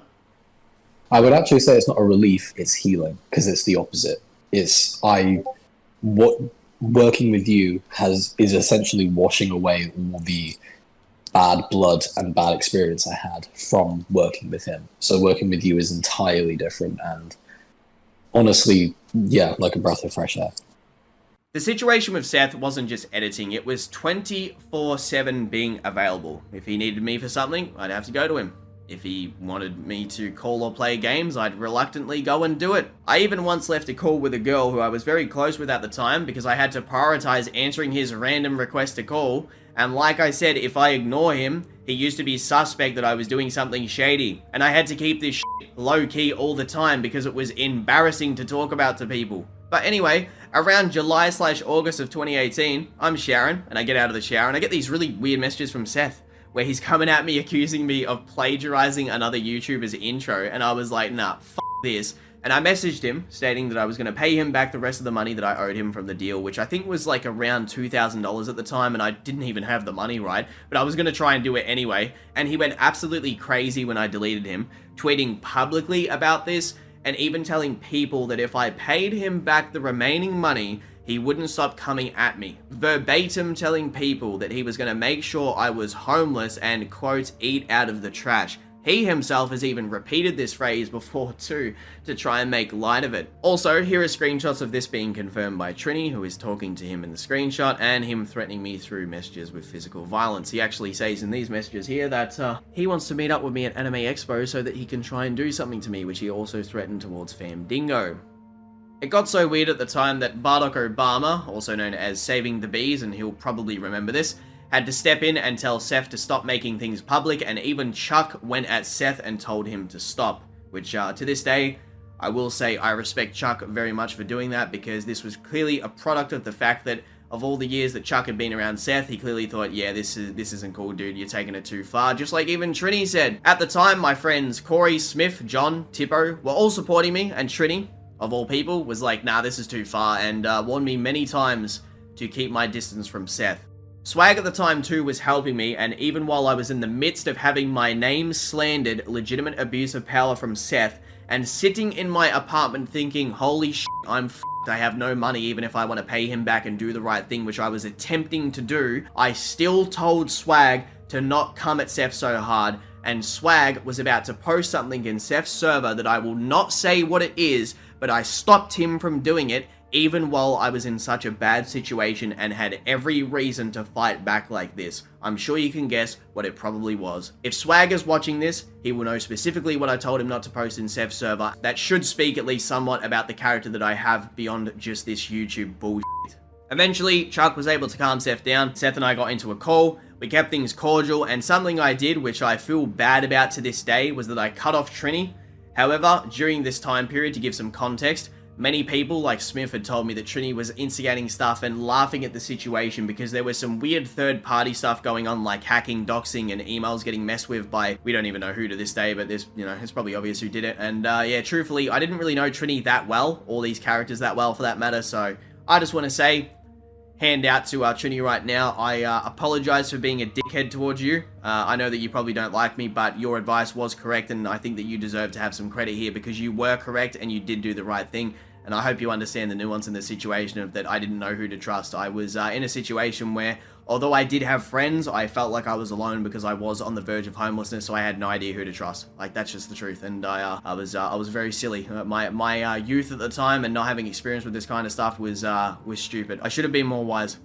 One thing I was personally worried about at the time, which I don't care about now, is that from my experience with Seth, I actually expected him to try and go out of his way to message my ex-girlfriend and drag her into stuff, and you might ask yourself, how did you know about your ex? Well, obviously in conversation, you know, like these sort of things come up, and he was curious like what she looked like, and I was like, well, there's her Instagram, and I think in the past too, I'd also shown a screenshot of her trying to speak to me, and I was just like, oh, look at this, but whatever, that's irrelevant. I'd like to avoid talking about her as much as possible, but this was the level of expectation I had towards him. Not that I was like scared that there would be any secrets leaked or anything like that, because there's not. Like, there's nothing to do with her that would have come out that would have been a problem, but I actually cared about her and I didn't want her to be anywhere near bullshit like this. That's how I perceived his character to potentially be, and trust me, I have my reasons. It got so bad that it also bled into my actual friends as well, some who weren't even associated with Seth at all. They had friends he didn't like because they were considered bad news, example being Charlie, who couldn't be friends with, say, Noodles because Seth didn't like him, so I had to tell him to hide his friendship and don't speak about it public or cut ties with him and blah blah blah. I actually had to do this too with someone called Cupic. I had to tell my friend Corey to remove him just solely based on the fact that I don't want there to be any suspect behavior of like, oh, is Clyde telling Corey to say something to you, Cupic? I bet he is. To give you an example of the paranoia, there was actually a time in 2021, back when the Noodles drama kicked off with him, and I was showing him some DMs that I had with Noodles because we were still friends on Discord technically, but I wasn't on his side, and I was like, yo, this is what he said. Seth's instant reply is he assumes I'm up to something, and I'm like, Seth, why would I show you screenshots and, like, literally proof that I have him on Discord, right? If, like, I didn't trust you and I was on your side. I just couldn't fathom it, so I had to delete him and then show him the screenshot of me deleting him to prove it, which was just ridiculous, but this is the kind of crap I had to deal with all the time, and a lot of the time, too, it actually wasn't even always bad people that I had to get rid of. And it's funny that I use the term bad for Noodles, because, in truth, he's not even bad. But anyway, fast forward to around the release of Black Ops 4, and Seth had paid me a flat fee of around 10,000 USD to edit for him, which was after we had sort of remedied things when we made contact after Chuck had calmed him down, and Seth was being super nice to me, and he was actively trying to avoid doing weird stuff towards me, but a lot of it was mostly me carrying that because I'd left his Discord server, stayed away from his friends. I wanted to make it so there was zero possibility that he could accuse me of weird stuff, and even with all those efforts, it would still always be a problem. I frankly needed the money, and he needed an editor. Because he can't actually edit, and what he can edit, like I said before, looks like Windows and Movie Maker type videos. For the next few months, we were getting along a lot better than before, but it just slowly went back to the same again, and I had warned him before to stop being disrespectful and rude towards me many a times. This was a continuous rinse and repeat situation. He be's nice to me, I'm enjoying it. He pays me money to edit, I think things are cool. I'm now in debt to him, rinse and repeat over and over. Not even joking, it felt like at a point that I was in a homosexual relationship with him because my friend Corey had said verbatim to me, if this was anyone else, you wouldn't deal with it. And he was right. But before this, in December of 2018, something really weird happened to me that I honestly am very embarrassed to speak about. However, I'm going to be transparent with it because I have nothing to hide, and this made me pretty worried about having issues with Seth, and if I knew what I knew now, I wouldn't be as worried about it because it was honestly silly that I was so worried, but I'm just going to tell you guys because I need to get this off my chest. From around July of 2018, I was talking with a girl on Twitter, on and off. This person and I were friendly with one another, super flirtatious, and before you ask, I neither sent nudes nor requested them. What ended up happening, and thank God I have proof of this, was that this girl had been lying about her age to me. However, before I found this out, I had already cut off communication with her because the way they spoke to me was pretty suspicious, and I wasn't interested in continuing talking with her anyway. If you're a YouTuber, I highly suggest you always screenshot people's ages if you're ever talking with someone beyond just friendliness, because all it took was this girl and her friends coming into my server and spreading screenshots of our private conversations, and the next thing you know, I'm getting called a pedophile. Once you stop giving these people attention, they are now ammo against you, which is also why Seth has dealt with so much stuff in the past, like being accused of, I wouldn't say similar things because his situations are a lot different to mine, and I try my best to do the right thing, but the most insane part was, I actually didn't do anything illegal in my country, and again, nudes were never exchanged nor asked for. The reason this is relevant is because I freaked out. I freaked out so hard that I even asked other YouTubers for advice, and Seth, who helped me with the situation at the time and has known about it the entire time, so if he tries to spin this into some bullshit, he saved the screenshots of the private conversation and would randomly mention them to me in private calls. Oh, there's those screenshots of that girl you were talking to, he would say as he goes through his PC looking for something like a debate file or just a random meme or who knows what. Straight up sociopathic type shit. Clearly doing this to keep me from stepping out of what he would consider line.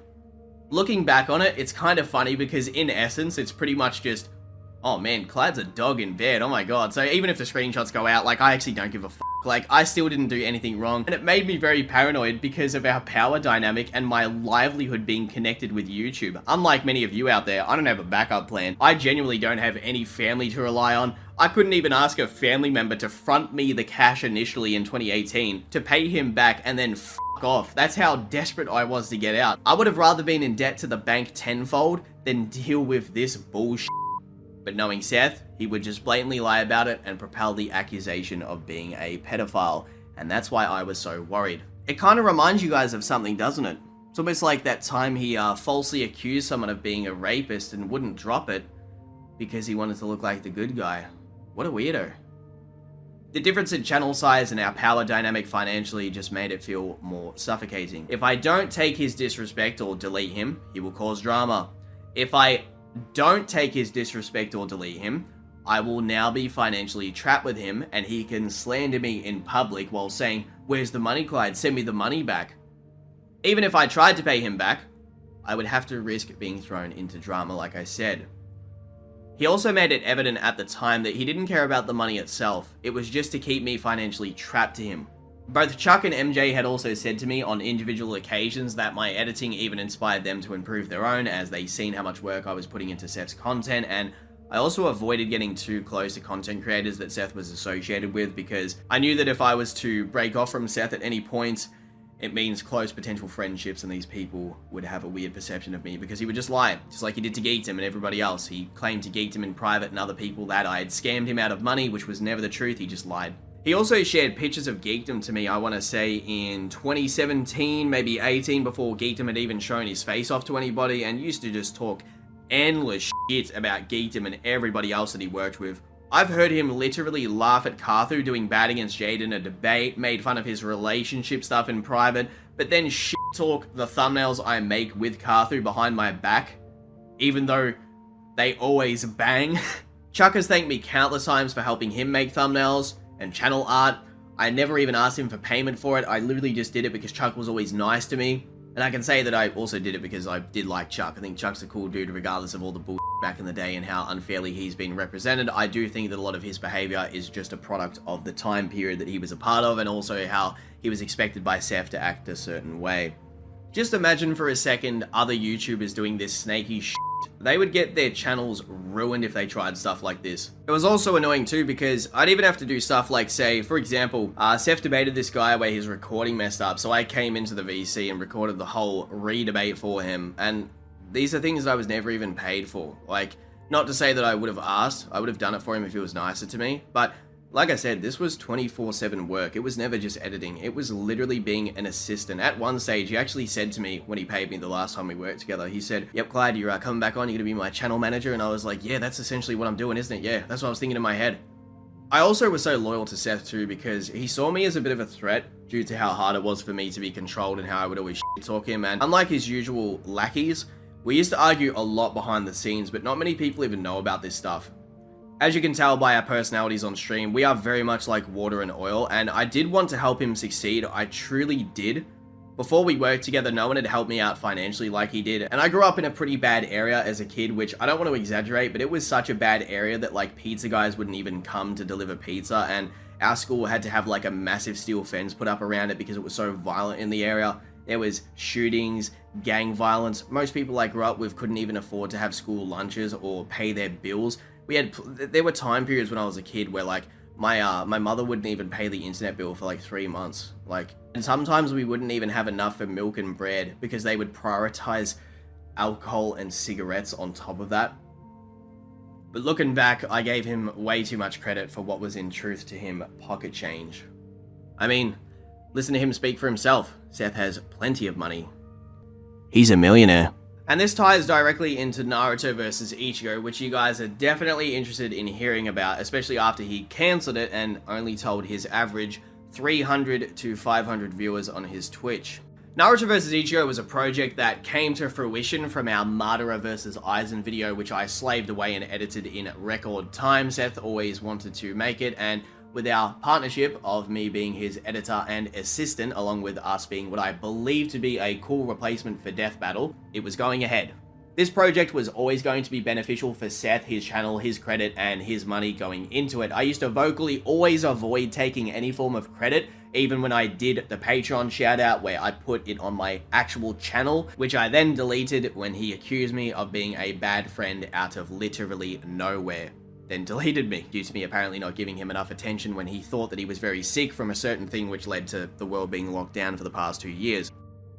There will be an interview of me speaking with the head animator about the process of Naruto vs Ichigo, so if you want to know the actual full story about the whole project without Seth twisting it, you can listen to that, because this animator was too scared to even speak to me about this stuff without thinking that I was going to tell people about it, and I want his story to be told because he has been kept under Seth's thumb for such a long time, and if you guys see the shit that Seth has done to him over the years, you are going to be sickened. If the art and animation community has any balls and wants to come after one motherfucker, now's the damn time. Because with all of the crap that Omar has put up with over the years and how badly he's been treated with no one being able to stand up and say something to defend him, I feel bad for him because he works so damn hard and I've never had a bad experience with him a single time.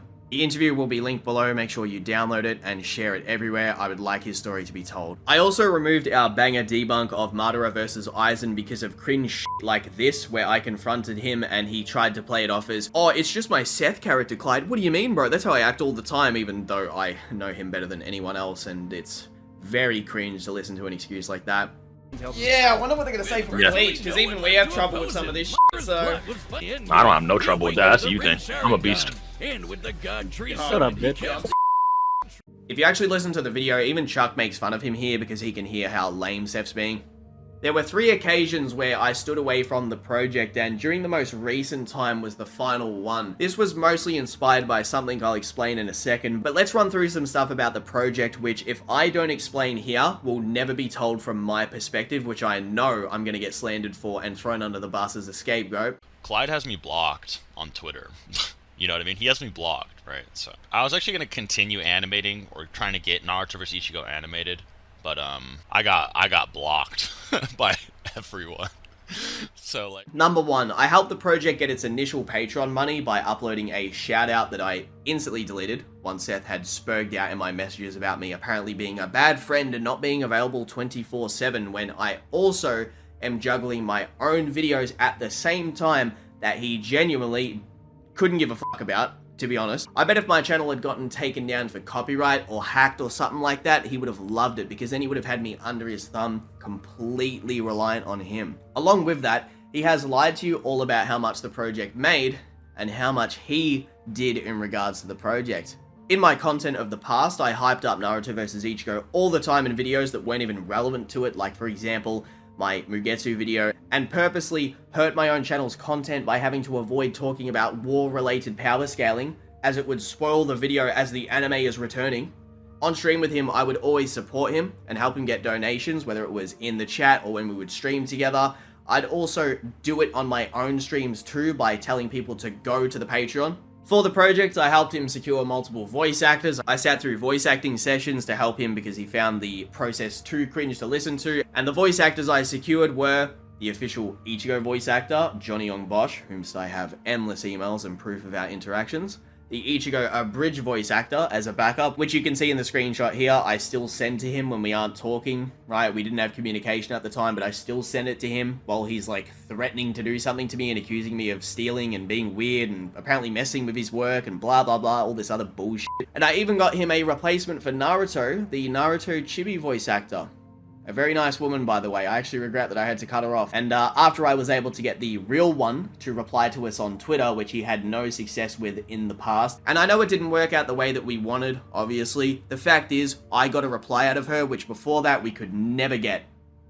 Well, maybe not we, just him. By the way, Johnny Young Bosch and Kat, I do want to say this again, were amazing. I actually feel bad because I've kind of lost communication with them because of this, so it's a shame I had to cut them off out of fear that Seth would accuse me of trying to mess with the project if they were to repeat, yo, I spoke to your colleague Clyde, how's he doing? You know, if they said something like that, well, he'd just assume I was up to no good, which was never the case. I helped supervise the entire Bleach portion of the fight and was going to reread the series to scale Ichigo from start to finish, which he cancelled the idea of the fight breakdown itself, the part where we go through the stats and feats and explain who would win alongside the animation, because he wanted the clout from the fight being uploaded without any talking or anything like that. And he started to say that no one would be credited in the video after I confronted him about how he was acting weird in our second Patreon shoutout that never got uploaded. The audio for that was genuinely cringe, and you could hear that I was trying my best to never take too much credit, infer that I did more than he did, and to hype up Seth as much as possible. It was just embarrassing to re-listen to how much of a yes man I was being towards him, and how, like,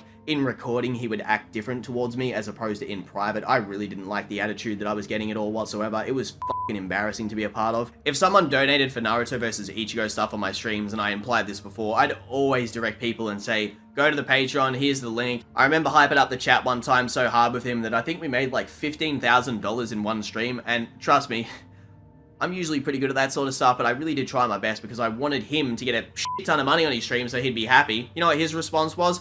oh man, Twitch took such a cut. I bet they didn't do that to you. And I'm just like, yeah, they did, bro. The last time I got a big stream, even close to that, I think the biggest one I had was 6K, which, you know, that's a lot of money. I only got paid half of the money because Twitch took half of it. And he just assumed by default, oh, woe is me. Seth loses again. Oh, I don't get all my money. Oh, I guess the world hates me. Which I've heard him say stuff like that countless times about how YouTube's unfair, everybody's against him. And I'm sitting here like, bro, like, I'm literally like carrying 2 channels, working my ass off while getting shit on 24/7 by you anytime you have a bad mood. How is your life in any way hard right now as a grown man? Like, yeah, whatever. Probably had a hard childhood from what I know about him, and the same goes with myself. But as it stood right there at that point in time, it was just so pathetic to listen to with someone that was passively making $20,000 to $30,000 a month bitching about how everybody hates him, while his comments have this loyal following that thinks he's God's gift to the earth when he's a fucking sociopath. It was just ridiculous to listen to. I couldn't believe it. There was one time, to give you guys context, where I was trying to relate my childhood to his, not in the sense of like playing Oppression Olympics or trying to say that mine was worse, because I never do that kind of thing. But I was just trying to say like, yo, I understand, bro. Like, you know, me and you have been alone since we were younger. You know, I'm trying to, you know, be man to man and human to human here and really relate, because he obviously can't relate to many people given his situation growing up. And I'm not going to explain it because I'm not an asshole like that. But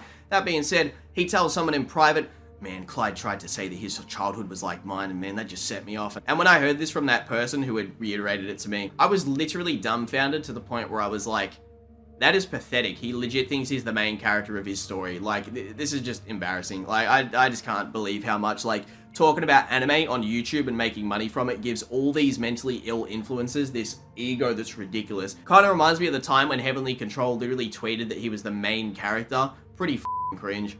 So, people always ask, how much did Clyde contribute to the project? Well, that's a very interesting question. So, I started to donate pretty frequently closer to the end of when we started to talk, because that's when I started to make decent money from both Twitch, sponsors, and my YouTube channel, because my YouTube channel was passively making some pretty decent money. I think some months I'd made, maybe like 5 to 7K in a single month, which, like, I'm happy to always be transparent with that stuff, and, you know, I appreciate you guys very much. I will never be like a weirdo that's gonna pretend I'm like making peanuts when I'm actually making decent money. But these YouTubers, yeah, we can, if we hustle, we can make some good money. But that's besides the point. I had plans to continue doing this, especially way more consistently. I think I donated around $2,000 to $3,000 in total to the project. The issue I always found was, why am I donating money that technically will come back to me when I edit for him? I'm his source of revenue anyway. And along with that, it was honestly risky, because I had to juggle his channel and my own channel, plus my finances, and at the time, if he wants to, he could just ruin my life by causing drama or lying about me. Would you guys be excited to throw cash into a very unreliable project, especially when it turned out there wasn't even any reason for me to be a part of it? He was going to scrap the idea of the fight breakdown anyway, which meant there'd be no talking in the video. He also deleted me off Discord and paid me back all the money when I confronted him over an issue which I was uncomfortable with. Which was a relief at the time, because he got the satisfaction of, yeah, I deleted Clyde, he didn't delete me, I'm in control. So I was like, whatever, have that little victory in your head. And then also, he paid me back all the money because he wanted to cut off any sort of credit from me on the project. That's how petty he is. I also never spoiled nor spoke about Naruto vs Ichigo's outcome, regardless of the slander I'd receive, or the lies that he would speak, or how much he would suck his own cock in relation to the work he put into the project. If you listen to the actual audio of me speaking to the animator, he confirms that if it was not for me, the project would have never gotten to the point that it did, both with the Bleach stuff and the Naruto stuff. I essentially carried every single bit of the Bleach scenes, except for one thing that I'll give credit to Seth for, was his writing on the narrative type story that he wanted to include with the Yuha stuff and all that for the Genjutsu scene. I was like, alright, whatever, I really like what he did with that, and that was cool. However, managing things like how the characters act in the verse, how Ichigo's powers work, how Ichigo should fight and transform in certain scenes, how his skin should connect with Naruto's punches, like that. Like, should it be like normal skin, or should it feel like, I don't know, when he's in his hollow form, that it should feel like he's sort of hitting like bone, because that's how Hero's described. It's described to be bone that's sort of like protected by spiritual pressure. So when it connects, if you watch Ukiura versus Ichigo, there's like blue spiritual pressure sparking off of his like limbs. Grimmjow was the same. I'd spend hours rendering out clips for reference scenes. I'd sit with the animator to make sure that I could show him exactly what I wanted for choreography. I'd always be nice to the animators too. One of my biggest complaints was always the faces with Ichigo, and he would go back and fix them up to copy what I wanted. And he would listen. Like, there is countless parts of the recording, which is huge, by the way, where we go through the whole project, and I hope you guys listen to it, because you guys are going to be shocked at the absolute crap that went on with that whole project and why I was obviously happy to step away from it.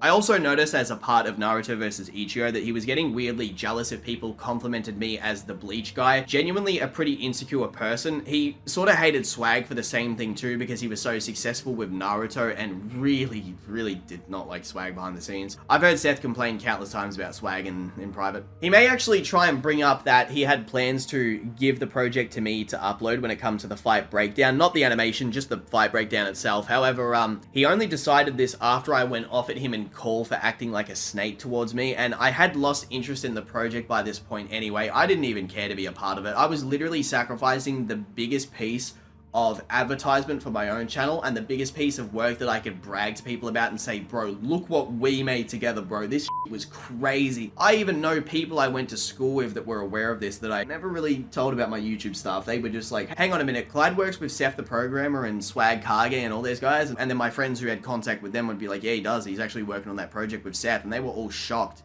But one of the reasons why I went off at him in call wasn't inspired by just anything. It was actually inspired by him messing with my relationship stuff outside of YouTube by stalking my following on Twitter to see who I was following, and then he'd follow that person and then see how I would react, and he actually did this more than once. And he kept asking me to get girls that I knew who could do art to make art for him because he knew that it bothered me to have them involved in work. I always want to separate that sort of stuff from YouTube. I don't feel comfortable mixing those things because I've just seen it go wrong way too many times, and from my experience, especially with the hostile community we're in, it just gives people endless ammo to talk about stuff like that. And I'm not the kind of person who would do that to others, but the proof's in the pudding. I mean, look how many people came at Swag and Alyssa back in, like, I think it was 2018 or 19. There was all these people from that sort of Afro Senju kind of community. And I don't want to put the blame on him, just to be clear, but there was a lot of people from that community who were trying to be really weird towards Alyssa. And, like, that's just an example of it. I'm like, nah, f this. I'm not being anywhere near that sort of stuff. So that's something that rubbed me the wrong way. And here's a recording that I had to record because of how uncomfortable I was in this call. So this is a recording of the day after I spoke to Seth, after I'd confronted him about this stuff, because I'd warned him. I was like, you know, stop bringing her up in call, like, I don't feel comfortable with this dude, so he does it again. But this time, he was threatening to go to her to talk about relationship stuff with her in private to try and, like, mess with me, and I was like, nah, this is too far, man. Like, I'm on the line of, like, dealing with someone that, if I continue to take this sort of, like, disrespect, or it wasn't even disrespect, it was borderline evilness, that I had to look at myself and say, Clyde, you're being a bitch, you have to stand up for yourself, and, yeah, listen to the recording. I'm not gonna lie, I almost did a naughty. I almost did a naughty, but I had self-control. I had character development. What the fuck did you do? So, I was gonna message that girl, and I was gonna be like, don't worry, I'm not doing it. But I was gonna do a naughty, and I was like, look, you should like, alright, keep this between us. That's what I was gonna say. I was gonna like, keep it between us. But tell Clyde that I was like asking weird questions about his dating life, and that like, I was trying to get him like break up with his like girlfriend, like or something, like just to make him paranoid. I was on demon energy, bro. But I didn't do it. It was gonna be awful. But it's okay. I said no. Cause like when we first started calling, there was so much energy, and then when I like told you that, you got quiet. Oh, I was like, oh. Listen, I didn't know how to reply. It's like, do a pat you on the back for not No. doing something? I know what you mean, but like then after that, like the energy of the call was just like low. I was like, oh god, what did I do? I shouldn't have said anything. Well, yeah, it's like I had to reply to that. You know, it's like I was gonna do something that would have caused heaps of problems. But you know, if I did the same to you, you'd be like, this. It'll cause heaps of problems. Just make you paranoid. Wait, would it cause heaps of problems? Maybe I just have to deal with replying to someone. That's about it. But I'm like, yeah. Yeah. Nah, I guess problems is an exaggeration. It's just more like, oh, now I'm gonna just deal with this. Like that'd be it. It'd be fucking funny. God damn it! I wouldn't do that to you though. I'm reformed. Yeah, and I wouldn't do it to you. Why? You should. That'd be funny. Yeah, what's the username of that girl you play with on League, huh? She'll come abuse me again. I don't talk to her to be good with anymore. It's all good. I'll send her after you anyway. Yeah, we go for a walk to 7. Do you want it? He's like, no, I was joking. Okay, I was about to say, like, she unfriended me. Like, I don't even talk to that. Funny though. Because it's just going to make you paranoid, but I wasn't actually going to do that.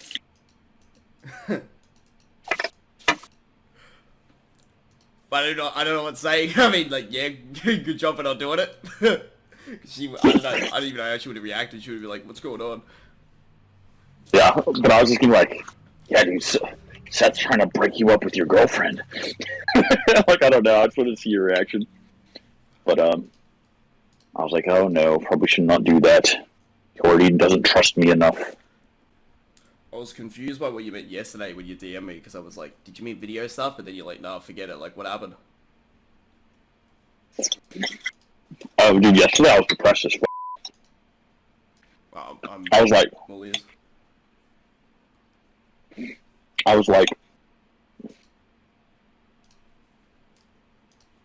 oh, dude, it was so bad.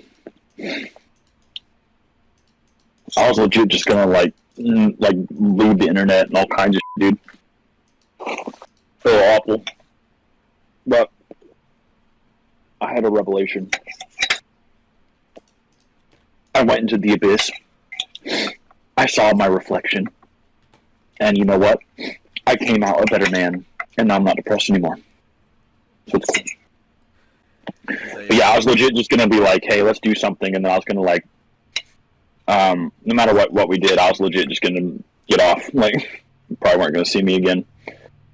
So, good thing I got over that. Yeah, when I first read it, I thought you meant videos, and I was like, wait, no, the way you worded it, and then... Yeah, bro, I was gonna off myself. I'm not joking. But I got over it. And we are a different person. So, I will not be discussing the names of these girls with the artist or the girl in reference to the recording, because regardless of how I may feel about them, and regardless of the fact that I don't speak to any of them anymore, I cut off every single person once he deleted me. I don't have any negative intentions towards them, and unlike him, I won't drag them into drama by name. I'm going to bleep out and make sure that they're censored and have nothing to do with the video, because they don't deserve it. I have nothing but positive feelings towards those people. However, sadly, the situation is what it is, and it sucks to be in this situation.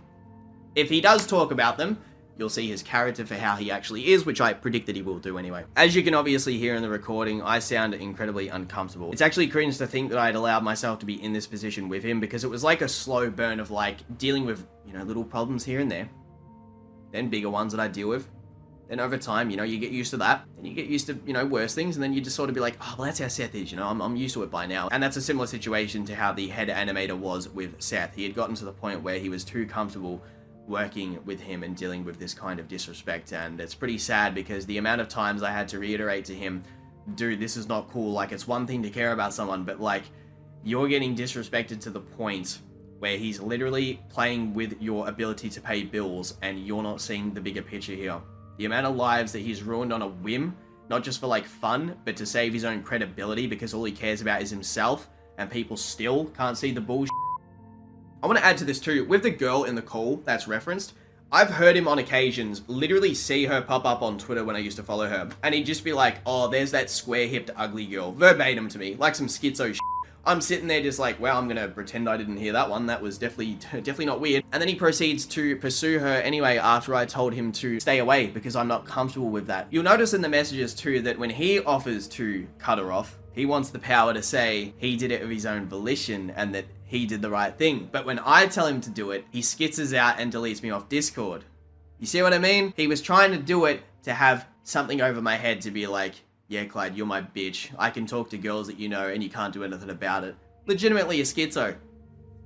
And don't worry guys, that's just one example. There is much more stuff I'm going to get into. I want to say this too, Naruto vs Ichigo should have never been cancelled in the first place, and he keeps trying to play the excuse for it as it's all a part of the persona, you should have never donated to me, blah blah blah, just like really being manipulative and weird about the situation. So anyway, after all that bullshit, he goes on this publicity campaign with Six to try and save his ass by lying to 300 to 500 people, not his actual audience, which is closer to 1 million subscribers, and he just lies to everybody on stream. Now, I was reached out to by Omar and some people that are friends with Omar, and there is actually an opportunity to continue Naruto versus Ichigo. As the lead animator said, he would love to manage it and I would essentially direct how things would go. But that's honestly entirely up to how you guys trust me with it, because there's a DM confirming that Seth didn't even want the project anymore. And here's another DM where he says, I'm just going to make it for money anyway. He didn't even give a fuck about the project after a while. He got so sick of having to manage it with every time he cut me off that he was like, fuck this shit, I'm done, I just want to get on to new work, which I've been told about by Omar himself. See, I would reimburse you myself all the money, but I never had access to the funds or the Patreon. All I had access to was the ability to post the link in the description of the shout out video. But just know this, although this video is going to cause an absolute shit show, and he's going to lie to no end, which I'm really excited to see what he says, or what secret recordings he has of me that he's going to spread around. For all I know, he's probably got a picture of my cock and balls by now, but anyway, I am open to finishing the project myself with Omar and whoever else wants to help, but yeah, that's going to lead to Seth coming after me, and the only reason I would do it is not to steal the spotlight, because I stood away from the project multiple times. It's never been an ego thing for me. I would just do it solely for you guys, because I know how many people wanted it to be done, and I can handle the scaling fine. All I'd have to do is reread Naruto and just make sure I've like cleaned up my knowledge on the data books, and I would have it fine. You guys know that when it comes to my Bleach content, I am second to none with this stuff, so I'd try my best, but again, it's up to you guys. Seth would also say weird stuff to me in private, and it's uncomfortable to like even re-say this stuff, but he would say shit to me like, Australians are good once you whip them in line, because he had so much trouble with our culture of shit talk on Discord. Fam Dingo, myself, and many other Australians would always try to banter with him, but it was like trying to get a robot to talk to us. And what was more weird is like any chance he got to shit talk me, he would do it with people that weren't even that close to him. Like, for example, there was someone who I won't say by name, but he was a God of War scaler, we'll just say that. And like, he barely even knew the fucking dude and would talk about the way I would look to him in private as if that's normal behavior all the time. What's worse about the situation is that Seth would complain to me that he didn't have any true friends like the circle that I had, but every time we would try to include him in, say, watching the UFC live together, or anything for that matter like playing games, he would either not participate or he'd just randomly leave voice calls if he got bored. He also left my servers multiple times, making this even more difficult because he hated being around my friends. So even though I made efforts to have him a part of this stuff and people were open to doing it, even though a lot of people actually didn't really like being around him, I had to dance and control the conversation so that he wouldn't leave. It was weird, like I don't even know how to describe it. It's like an abusive relationship. To test this theory too, I was actually in a public VC in my server, and I think I was doing some editing at the time, or maybe I was, I don't know, watching like Painkiller already or something like that. And Seth joins and I see it, and you know, I'm talking with him for a little bit, and I wasn't really keen to speak with him, to be honest. So I messaged my friend Charlie, and I'm like, yo, join the VC because I know he's going to get bored and he'll leave. And didn't take very long. 10 minutes later, he leaves the call because he didn't want to talk to my friend. So he never actively even tried to make an effort. And when people would speak to him and like have actual good conversations with him, or at least they thought they would, he'd like randomly mute his mic, or he'd be like, yeah, I'm back. And it's like, I don't know how to describe it, but it is just not normal behavior. I had plenty of times where I had to complain about him over the same thing while playing Red Dead Redemption with him too.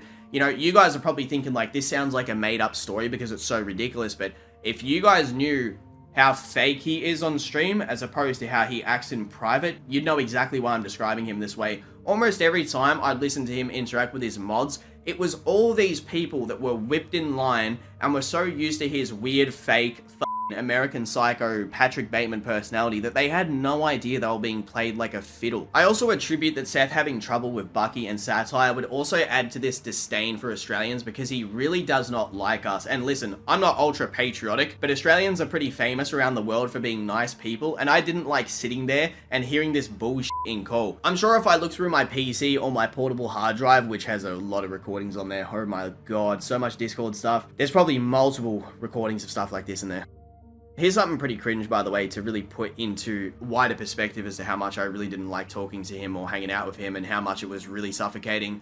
I once blew $1,000 on lottery tickets because I wanted to win so I could pay him back what he had paid me in total and more, and then I wanted to delete him off everything, just so that he couldn't be like, oh, well, I've given him money and look what he, you know, I just wanted that excuse completely gone, just because it was like, I've never met someone who on one hand will act like he's doing a good service by giving money to those and helping people out, but then on the other hand, it's nothing but ammo. Like, it's really the opposite of the kind of person he was trying to portray himself as. I once heard him say this thing to me once where he said that he wanted to give money to homeless people, right? We were talking about how whenever I go to the city, I always give homeless people money. I did it when I went to Sydney too, because I couldn't believe how many homeless people were in that, like, that crossroad part where the massive, sort of like the mall is with the multiple stories. I see this homeless dude there, and instead of giving him coins, I gave him a $10 note, right?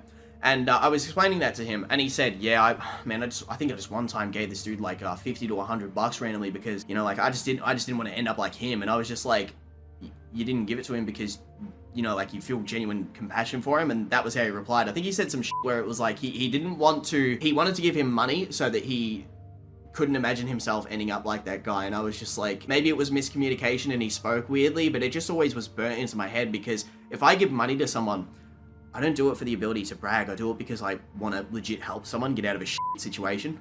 And yeah, to stroke my own cock here, right? We fucking help someone, right?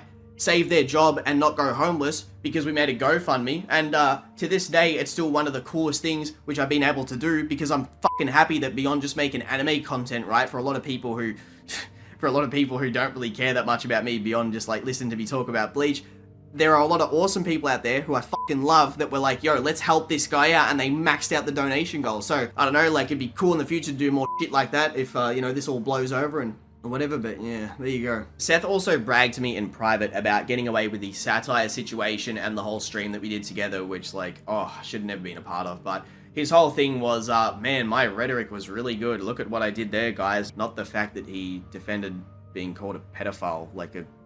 Isn't that the main thing you're sort of trying to dispute here? Like, yeah, legitimate delusion. He didn't care about the truth, he only cared about his image, just like the Surfbone situation. Even when we played League of Legends while we would play on Oceania, he would refer to Australians as prisoners and other terms, etc., which was super tone deaf because it clearly made me very uncomfortable mid-game. I didn't want to sit there and like go, yeah man, Australians, real dumb people, huh? Like what? Like, I'm not gonna be a part of that. It's just so weird. What was annoying about playing LoL with him too was that we'd have some good games and then he'd get burnt out and he would start to be an asshole towards me if I made mistakes. And here's the problem, I never asked to play with him majority of the time. It was 90% him being like, yo, you know, you want to hang out in Corn and play some LoL?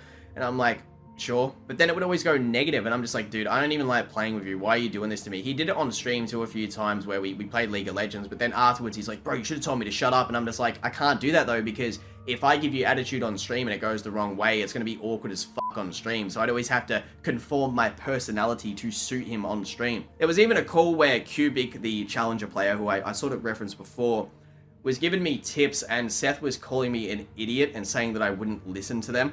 I once made him rage quit a Discord call because he died in game and I said the phrase certified Seth moment, to which he was saying that I was attacking his character. It was legit just a bad joke, to be honest, but like, I don't know how he interpreted it that way to the point where he was that bothered that he had to leave the call, but whatever. I've even avoided him so much that I blocked him on all social media, and even when he was slandering me on his streams, I simply ignore it, tried to be a decent person, actively wanted to avoid the drama and him, just wanted to do my YouTube stuff, right?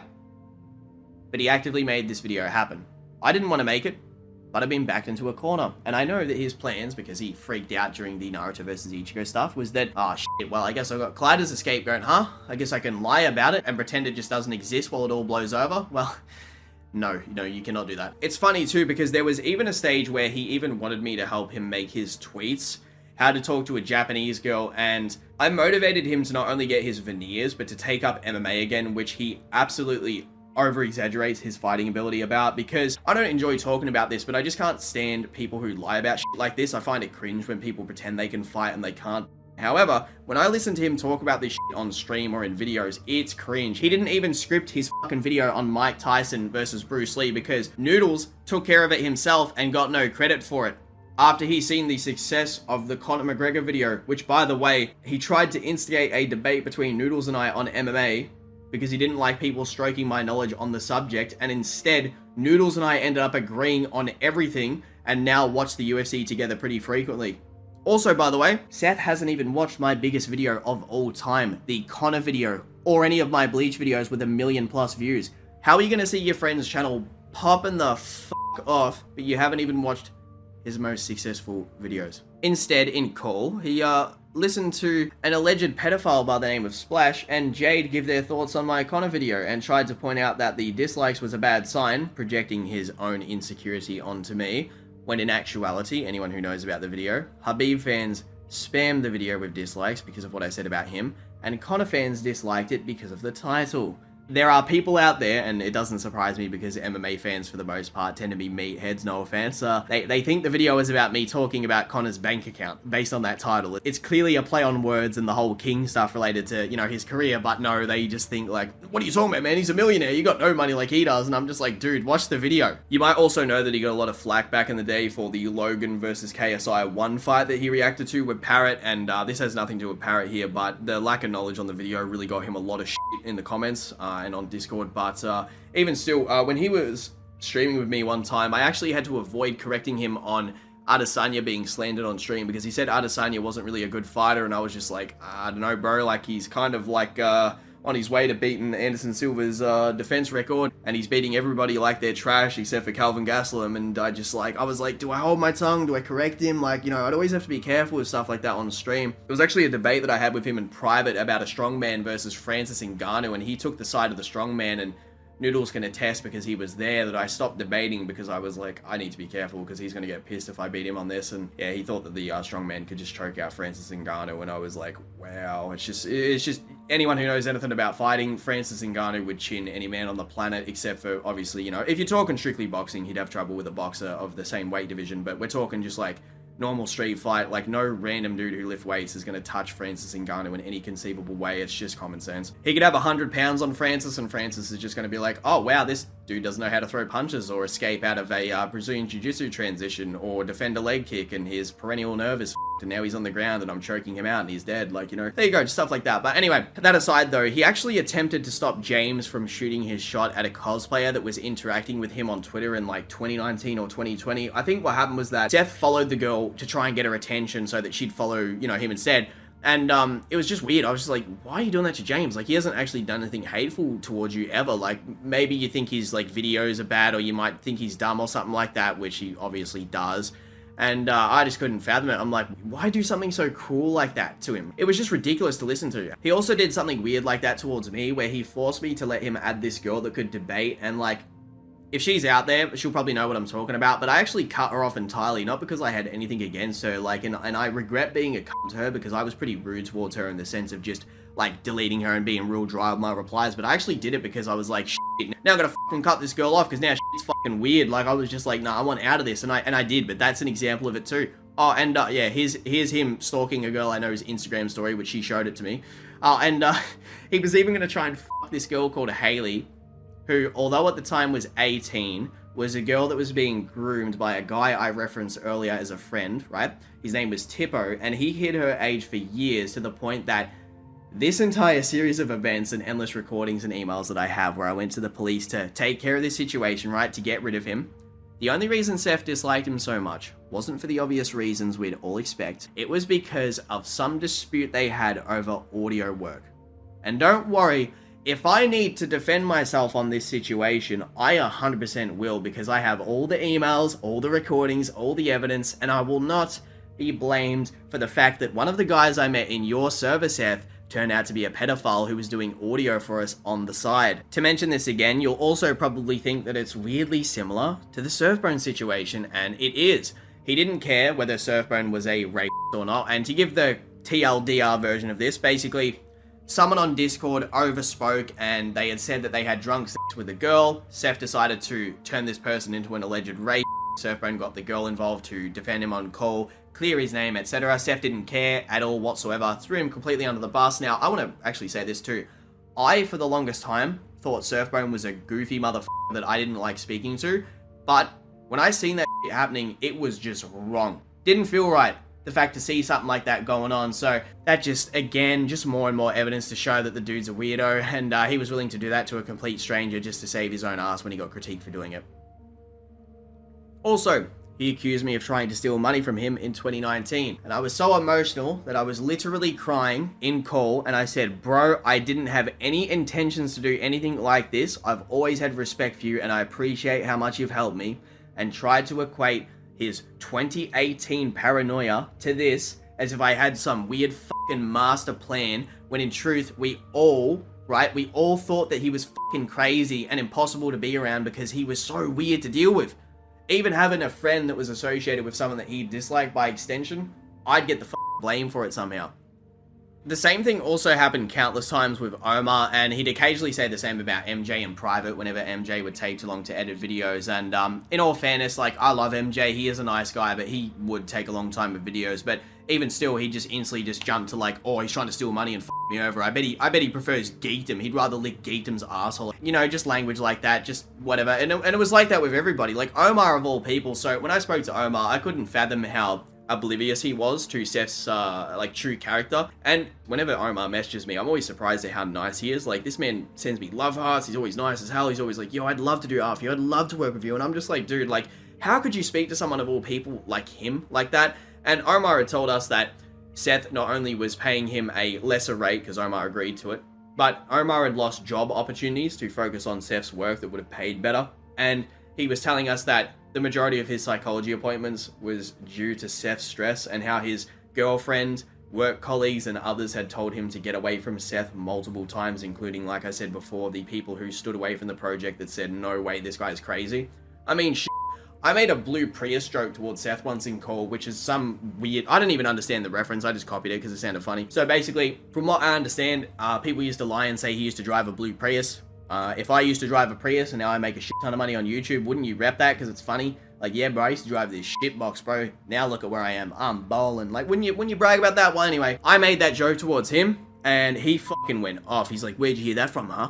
What was that? What was that reference? I know what you were saying. I'm just like, dude, I didn't mean anything beyond just making a joke. That's it. Like, I won't make it again if you want. And it was just like, why are we going to be so careful with everything I say in VC like that? I have so many screenshots, and I can go back and get even more if necessary, right? From our old DMs and stuff that's on old hard drives, where me just reading them, it makes me uncomfortable to look at because of how much I was getting fucked with by him and how, like, soft I was to not do something about it back then, which is more sad to look back and think, damn, I was really getting taken advantage of. And I was at my lowest point.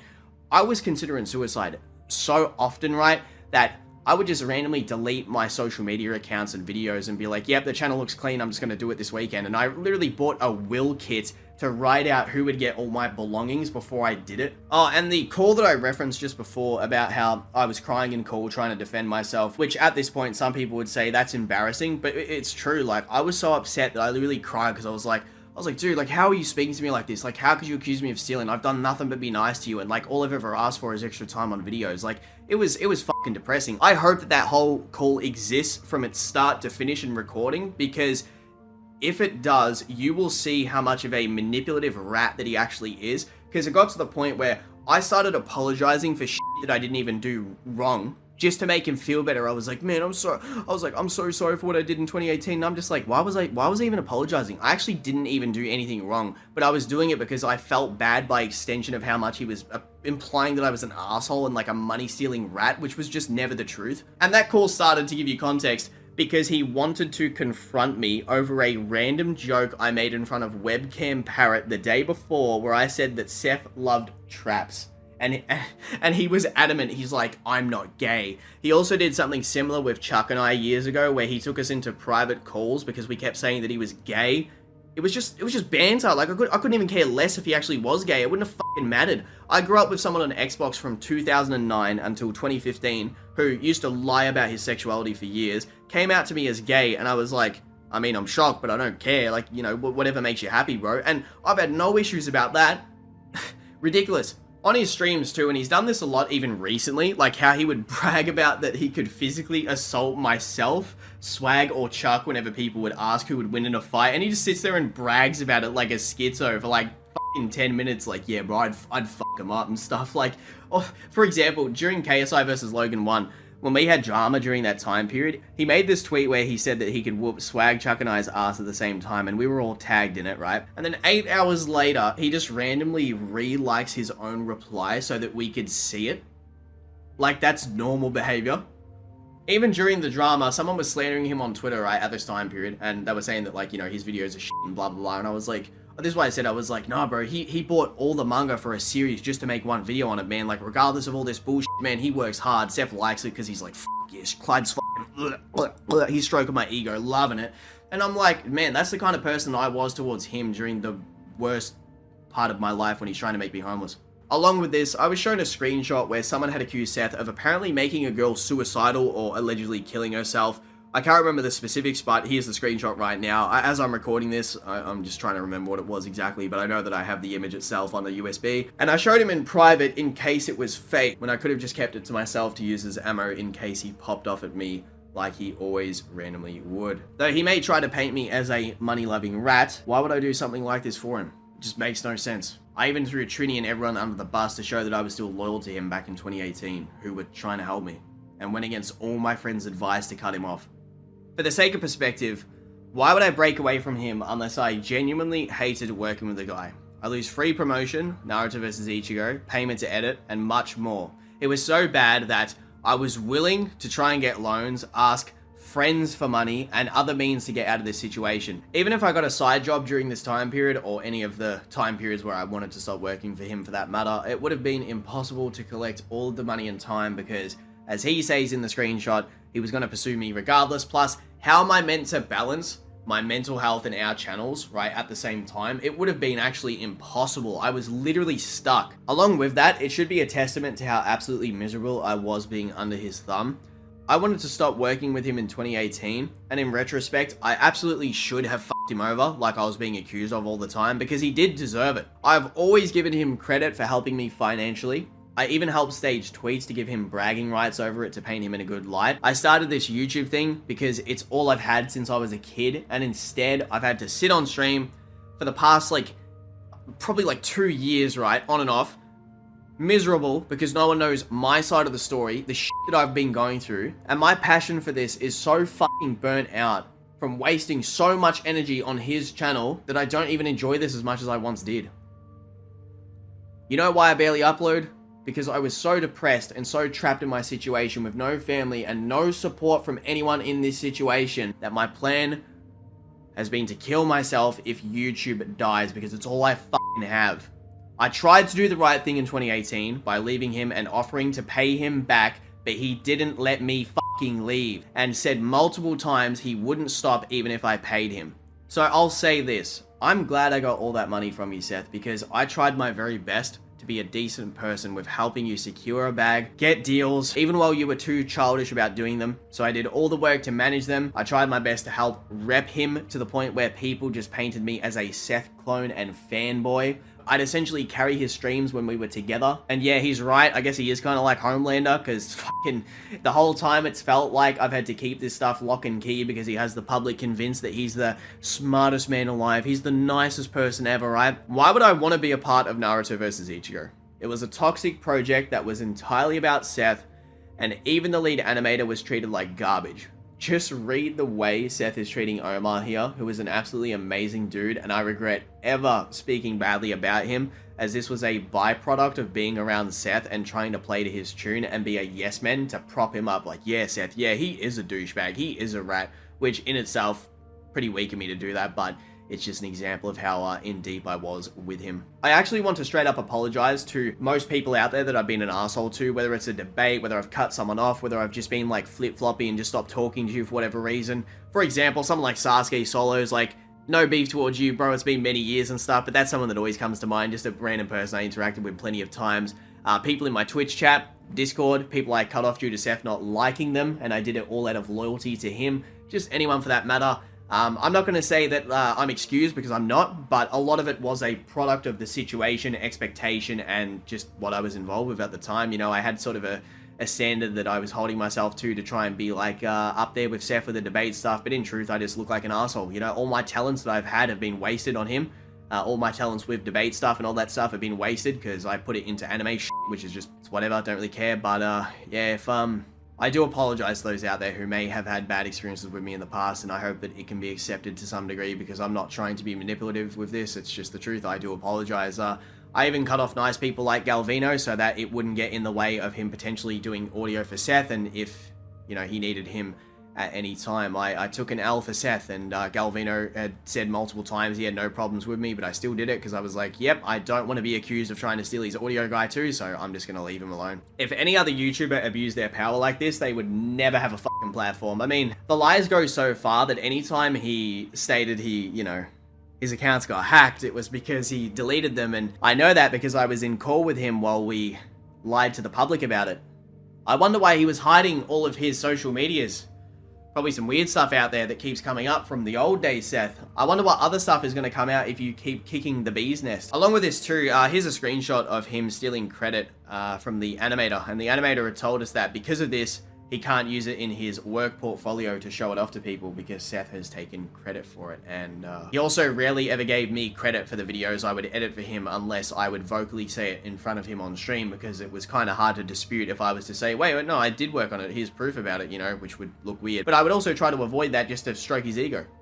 Here's him lying about editing the Kratos video as an example. Oh, where's my credit? Me and Corey worked our asses off on that video to make it good. Corey actually used his ability to cut in text on the screen. I did all the scan stuff and then like put the video together and the music choice. I came up with the whole Conor McGregor skit at the start. No one even knows about this shit. They all just give the credit to Seth. One of the bigger issues was the lack of wanting to give people credit to. It's not even like, I don't want to ask for credit, because it's one of them things where, aren't you proud that one of your closest friends is making banger content and staying up doing all-nighters for you and like work their ass off for you?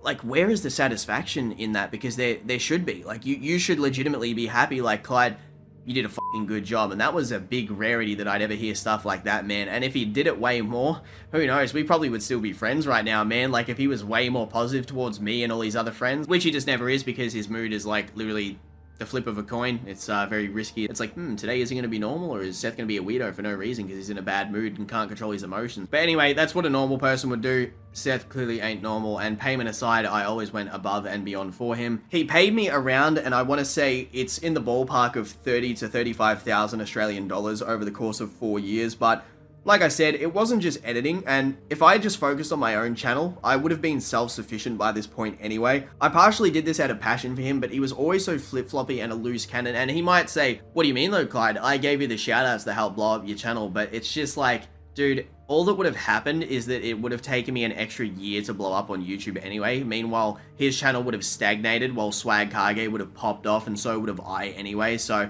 it's just cringe to listen to this shit, because like, listen to the way he talks about, say, like, Six on stream, right?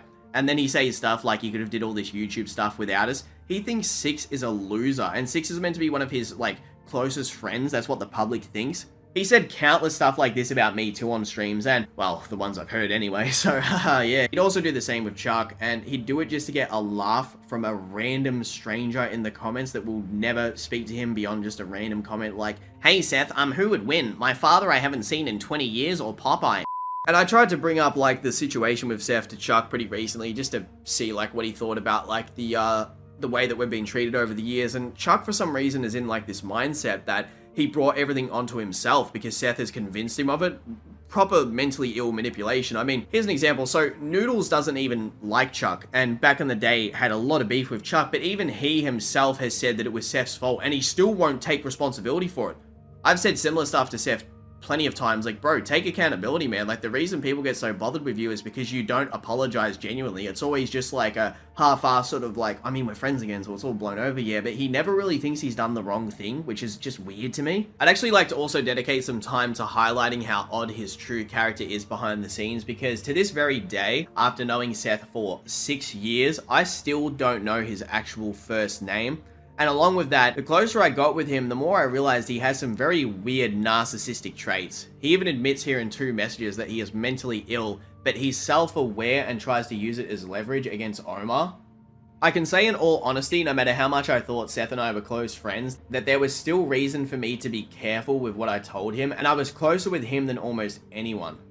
Sadly, this wasn't paranoia either, because his eagerness to instantly shit-talk me and others on his stream was so commonplace that it was disappointing, which I'd never do, and I always avoided doing it to him because I knew that he would throw a fucking tantrum if I said anything about him. If I even mentioned him in casual conversation, I'd try to avoid even talking about him. It didn't even matter what the context was, because if someone said, Clyde was talking about you on stream, his instant thought is, oh, what does he shit-talk me? What did he say on stream? How did he say something about Naruto versus Ichigo?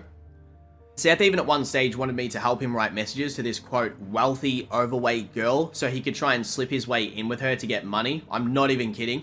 The League of Legends challenger player Cupic knows this girl, and I don't know what sort of terms they're on, so depending on what terms they're on depends on if we'll get an honest answer about this, but Cupic actually does know this person, and that's how they got into contact, and I just don't even know what to say. It's so ridiculous to think about, but he might try and spin this as, why would I ask Clyde for help? Didn't his ex leave him?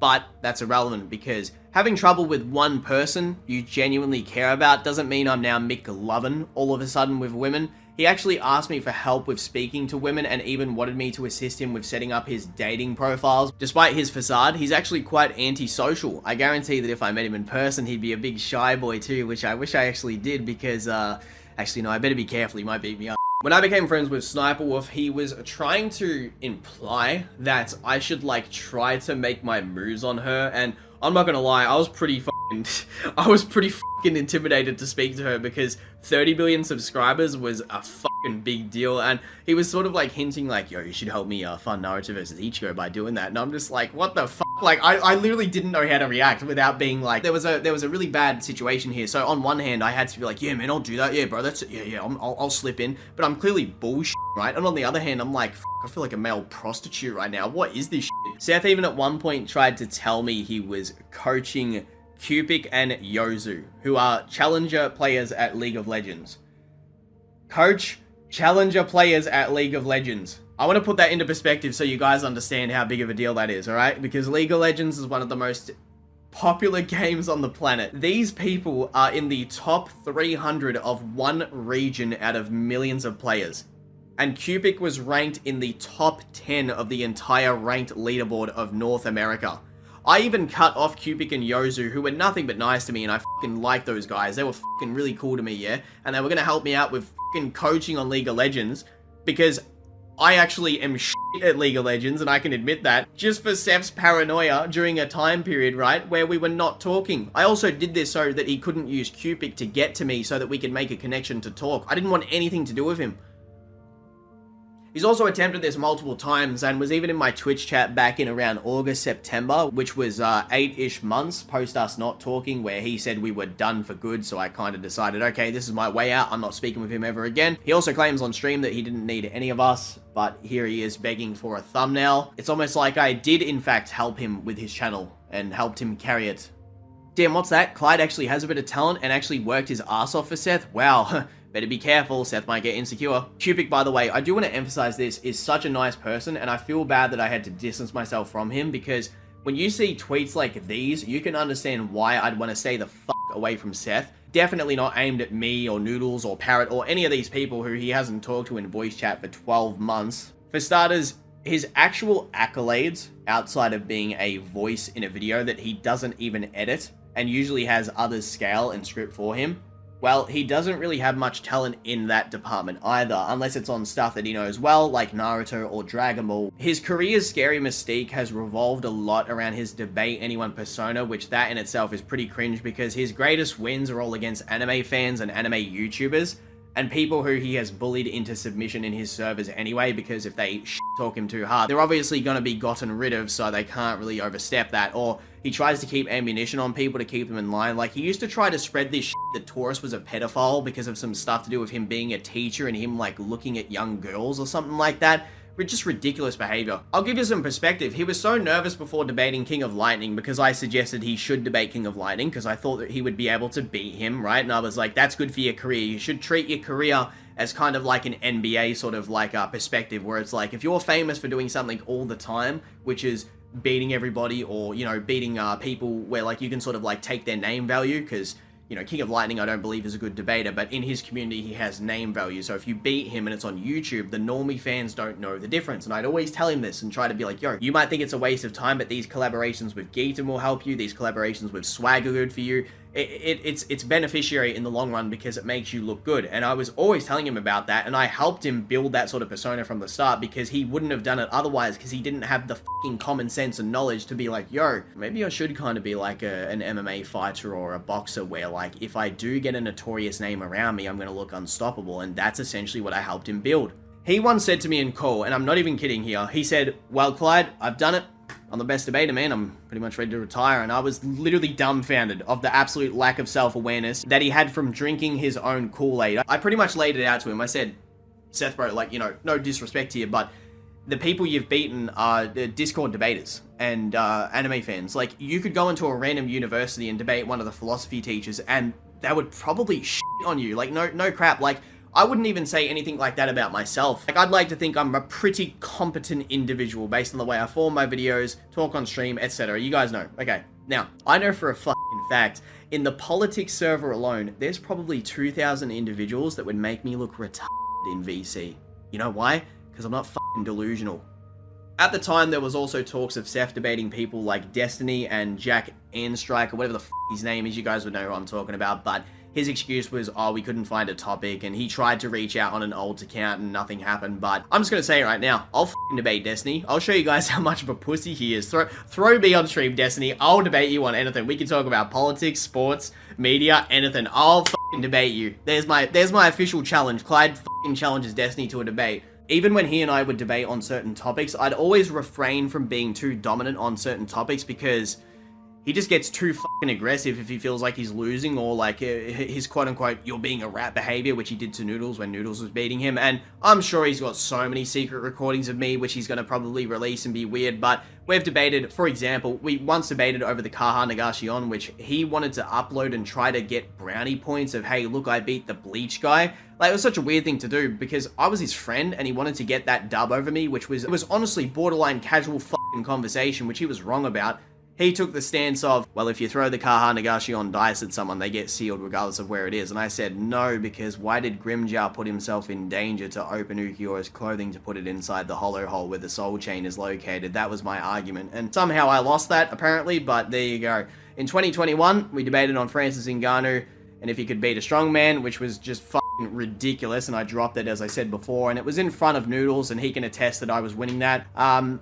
He would have been salty as fuck. I mean, me even saying this in a video was going to make him so angry, so whatever, I don't care, it's just the truth. It's actually weird too, because when I was training Muay Thai in 2019, he made this comment towards me, which is just fucking so weird. He said, oh, if you were to do MMA, you'd be one of those prelim guys that never makes it and gets knocked out, something to that effect. And I was like, that's not like a normal thing to say to a friend whatsoever. Like, or even in a joking way, that's such a disgusting thing to say. He sent me this BBC article about how people who follow celebrities, they have low IQ. I'm like, I ignore it, and I'm thinking like, yeah, haha, I get it, UFC reference because I like Conor McGregor. And then he links it to me a second time and brings it up in call, and I'm just like, what the fuck? Like, why are you shitting on a hobby that I like to follow, being the UFC? Like, apart from anime, I love the UFC. Like, I follow it religiously, and I'm getting shit on for having a hobby that, like, makes my life a little bit better to keep up with. It's like I said, he gets insecure when people around him are famous for knowing something well that he does not.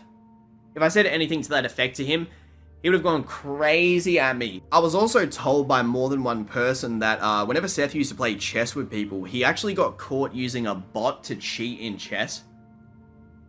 Yeah, that's not normal behavior. With the debate stuff aside, this is a big one that I think a lot of people are going to find very disgusting, especially the animation and art community. So in the description of almost every Seth video, and I think he's removed it from a lot of the recent videos, he has it written that he animated his own outro, which I know for a fact was done by Omar, the lead animator of Naruto vs. Ichigo, who Seth has not only abused in various calls that I was a part of, but made fun of for being mentally ill countless times. Seth has also, cringe alert, tweeted out images of him apparently doing paintings, which absolutely, definitely were not done by Omar. No, not at all. Wasn't his art. Fucking weird shit. I also knew that with Naruto vs. Ichigo, I would receive absolutely zero credit for overlooking the Bleach portion of the animation, which the main animator said that if it were not for me, it wouldn't have been done. Almost every single time that project was mentioned, it was all about Seth, Seth, Seth, Seth, Seth. I did this, I animated that, it was my vision, I'm talented, I suck my own cock in the mirror, etc. Here's the thing, okay, Seth has held his hand over the stove for too long, but never been burnt. Even when accused of being an actual pedophile, with inarguable proof that I never seen until recently, he still has a platform, and people just forget, because he bullshits his audience so hard. This is beyond just making anime videos or YouTube content. He's legitimately a weirdo behind the scenes. I guarantee if he can, after this video, murder me, that he would definitely try and do it. That's a joke, by the way, but he... just kidding. Joke. And you guys don't have a single clue what he's like behind the scenes. He thinks you're all idiots. You're all nothing but a source of income for him. Just look at his tweets or listen to him on stream. At least I'm honest when I rage. This dude just sounds like a fucking chameleon. So I'm going to keep it straightforward and honest. Our podcast was never going to happen because our actual dynamic wasn't as good as you guys probably thought it was. When we're on stream or in videos, I'd always have to conform my personality and act to be very in support of Seth, or to carry it, or to steer the ship in a sense. It was going to be dependent entirely on me transforming my tone to suit him as the main part of the conversation, and I couldn't see that dynamic working well with guests, to be honest. It would have been weird. When we recorded our actual episode 1, we had to scrap it because the person who engineered the audio said it sounded like it was more of the Seth show than a duo podcast, and to add to that, Seth stopped halfway through the podcast and got angry because he heard Swag Kage tweeted about the same $18,000 deal that he got, which I set up for the both of them. Think about this. Seth was so angry because Swag got a deal that I didn't get a cut or credit for. If anyone should be bothered, wouldn't it be me for not getting credit? I'm financially in a worse situation, my channel's smaller, I'm getting shafted and doing the hard work, while Swag also low-key, from what I know from Seth talking to me, doesn't like me, which could also be a lie because I could see it being beneficial of him to distance me and Swag, because then I don't have Swag to back me up if I ever complain about Seth publicly. I still did this for Swag, even while being told by Seth on the download that Swag didn't want to do a three-way podcast with me being involved, because apparently my political views were too edgy, which I would never say anything outlandish to jeopardize Swag's career or say anything that would make him uncomfortable. Seth even tried to bait us into debating politics, and we almost agreed on most things anyway, and there was nothing, like, crazy that we spoke about. Like, I thought it was a good discussion, but, like, if it made Swag dislike me, I feel bad, whatever. I have nothing but good things to say about Swag. Any shit talk I've said about Swag is just a product of trying to kiss Seth's ass to make him feel better. And it's a shame. It is a shame that it's had to go that way, but yeah, I like I said, Swag's cool, but it is what it is. I should also add, there's probably recordings he has of me negatively speaking of Swag because of him being soft and distancing himself from me, but a lot of this, again, I did on purpose because I knew that he would try and distance us, and I knew that he would always be weird to me and cool. I'll tell you something even more interesting. So I've faked a lot of my political views around Seth and debated him on some pretty spicy subjects. And the reason I did this is because no one knows this, except for my close friends and family. Your boy Clyde's actually Jewish, and I faked all my political views so that he'd try and have ammo on me. I actually, on purpose, got an Ancestry.com DNA test to show to ask yourself who was Jewish and some other people, because I was suspecting that it would get spread around to Seth. Now, whether or not he's seen it is irrelevant, but this is relevant to the fact that he used to say I was a silver-tongued shit talker who was really good at making money and my only goal was money. Looks a little bit bad when you find out about that, doesn't it? Because I tried out of pure genuineness to be a good person to Seth. But there you go, just more and more stuff I set up because I knew that he would probably either record me, lie about me, or just in general be a rat towards me. So I thought I'd do it back to him and make sure I kept hold of all the screenshots throughout this video, which I've also got plenty more in a file just in case he responds in a weird way. Swag Kage, I want to end this message for you. I know he helped you with debate stuff, and it probably seems smart to collab with Seth, but you're close to your own worst enemy and you don't even know it. He hates you for apparently having it easy and still has the recording of you conceding to him on a Naruto debate, which he has planned to put out if you ever shit-talk him. And Swag isn't the only one. Seth even had plans to expose James Hansen as a pedophile after the Tipo situation, and the only reason he is helping Six is to replace Webcam Parrot and no doubt me. I should also add, another reason he disliked Tipo so much was because Seth had told Tipo, back when they used to like pseudo-talk during him working for Seth for audio stuff, that he actually was mentally ill, which reaffirmed the claim that we had back then that he was, and that's why it was always a mental note to be like, yeah, I remember Seth admitting that back then too, and you know, that's why he's always so hard to work with. Normally, I wouldn't like to talk about this sort of stuff because it's so, like, not okay to speak about people's, you know, problems behind the scenes and stuff, but it does need to be spoken about because of how many people he has hurt and how he uses this as leverage to bullshit people and lie. I actually want to tell you guys this too, so I'd like to emphasize, I was the one who convinced Seth to stay away from the debate community because he's over there acting like it's lame and the community's cringe and this was like all his idea, when it was me who gave him that advice because he was getting in so much trouble with bad people. Ironically, he birthed this same cringe community. It's one of the reasons he hated Famdingo so much, because Famdingo used to make fun of him for being so invested in debating. He was risking fumbling thousands of dollars to be associated with people that literally wanted to murder him if they could. That's how much Seth pissed these people off. And beating him in a debate was their entire life's worth. Also, I don't even have any issues with Six. Let's be clear, I've barely even spoken to the guy. I think I've had 2 interactions with him in VC and it was real brief stuff, right? But listen to me right now, Six. I have no reason to lie to you. Be fucking careful, my friend, because if you have told this cunt anything personal, he's gonna use it against you. Your channel is doing well, but don't allow yourself to be his toy. You're nothing but a side project to him, and the amount of casual shit talk that he's done in both messages and on his stream about you should speak enough, man. Be careful. I don't know, because Six's stepdad is There we go. a fucking bum that doesn't have a job or something, but his mom is super rich, so I don't know man? how their dynamic even happened. Like, did they meet on fucking Tinder or something? Like, how did that work out? Like, Why are you saying how did that? that like prosper? Because they didn't meet at work. You know what I mean? Like, where the f did they? I sort of also talked about this earlier, but even bragged about having roleplay messages of Chuck, which he wanted to use against Chuck to accuse him of being a pedophile, and he's known Chuck longer than any of us. The man has loyalty to one person, and that's himself. I've never actually met such a fake individual in my life. Even when he tried to reignite our friendship, its only purpose was to use me for editing or handiwork, because obviously I am pretty useful. And now that he got so much flack over Naruto vs Ichigo being randomly cancelled and no one getting their money back, he took a little break while it all blew over, threatened the main animator, and abused him. You can also see that since being disconnected from myself, how the content has dramatically decreased in quality from my own, which he would always tell other editors to mimic or do better. I've seen and heard countless conversations where he would try to start editor fights between like myself and MJ or what and stuff like that, and it was just like actual, it's really just depressing to think about because it's so manipulative and weird, but that's the kind of shit that he would do. Like, you know, downplay my editing in front of other people, or he would try to get others to mimic my style because it was successful, and just try to replace me many a times. It's just sad. I also don't want to talk about this too much because I actually really like Cubic, but Seth bullied him so hard one time because of his flamboyant accent that Cubic cried himself to sleep when Seth was calling him a bad person and like just all this other shit. It was pretty bad. He went way too hard at him, and it's so, stuff like this was so commonplace that it was ridiculous. I wouldn't be surprised if Yozu and Cubic have some stories that they're too scared to share, because they were actually at one stage, to my knowledge, going to get a place with Seth and then like have a sort of a YouTuber house, which Seth had offered me in the past to live with him. But the problem was, as much as I would have liked to, you know, as friends and do the YouTube stuff together, which listen, it would have been cool, the idea, I knew that it would have gone wrong. If I got stuck in the USA or he was weird towards me in person, what the fuck would I have done? I would have been fucking stuck there. So that would have just been ridiculous, and I've been around way too many bad environments like that when I was younger, so that's the reason.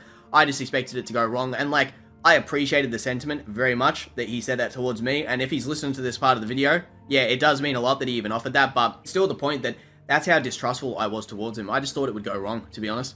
You might have also noticed too, the highlights channel, the Seth highlights channel that used to have my name involved. I had contact with the guy that ran the channel, so when he deleted me off Discord, Seth that is, I got him to change the title of the channel, and I helped him out with like setting the channel up so that it was for Seth, because I didn't want to be looked at as a leech. I just wanted to be away from it, so I said, yo, you should remove my name, bro. Like, I don't need to be connected to Seth anymore. And yeah, it's because he and I stopped talking, and that's that. But I also helped the channel owner build that channel because he was a pretty nice kid from, I think, Jamaica, if I remember correctly, and the YouTube money that he was receiving pretty much gave him a job, so I was really happy to help him with that and help make the thumbnails for the videos. I prepared videos to give to him for the channel itself, which was all done free of cost. Not that I expected him to pay me, but, you know, Seth for that matter. And I did all that just to, you know, help out not just him, but, you know, like, get something cool going for him that he would have on the sly, and also get the cool community thing we had with he and I. But in truth, I never had any bad intentions to use Seth or fuck him over or anything that I've been accused of over the years, but I sort of do now, I guess. You know, I've had to make this stuff public because I can't live my YouTube life that I've always wanted to because of him existing on this platform and having the ability to lie and slander me at any time that he wants, while also fucking up all my YouTube friendships that I had, because part of it too was I was so depressed that I just wanted to get away from the community, to be completely honest, and by default, you know, as a extension of the bullshit with him, there you go, that's the situation that I am in. I honestly wish I had my own personal Clyde, because life would have been 10 times better if I did have myself to edit my videos, and, you know, third person, two of me would have been cool. All he had to do, like I said, was just not be rude to me and others, but he couldn't control himself. I really sadly have to say this too, but Seth, I will make a follow-up response with way worse shit than what's in this video if you lie in your response about me, so please be careful with what you say about me in your response video or streams, because I know that you're gonna be pretty weird. You've done it plenty of times before. I personally don't think you have any integrity, so if you go on to prove me right, it's to be expected. And I should say this too, I also don't live in the same location as I did before. I did this in advance because I knew that if drama was to kick off, well, he's got my address, so he will no doubt go beyond just YouTube stuff. That's how weird of a person he can be. I just want to say this, the fact that after having so many of your friends fuck off, and also you also distancing yourself from them and then blaming it on them, it's just embarrassing that you haven't grown as a grown man at all. You haven't improved at all. Like, it's embarrassing. It's crazy too, because I still get comments all the time like, yo, you beg Seth for rent money, and it's like, no, I actually asked him for money because I was working for him 24/7 to the point where I couldn't even make my own videos consistently. That's the truth. I'd burn myself out, and the last thing I want to do is make one of my videos. I used to hate myself having to upload a sponsor video with a sponsor on it because I was so backlogged with videos and so far behind on my own content and had bills to pay that I was screwed. Like, with all the work that I did, like 24/7 doing stuff for him, let's be real, I could have asked for more and I never did.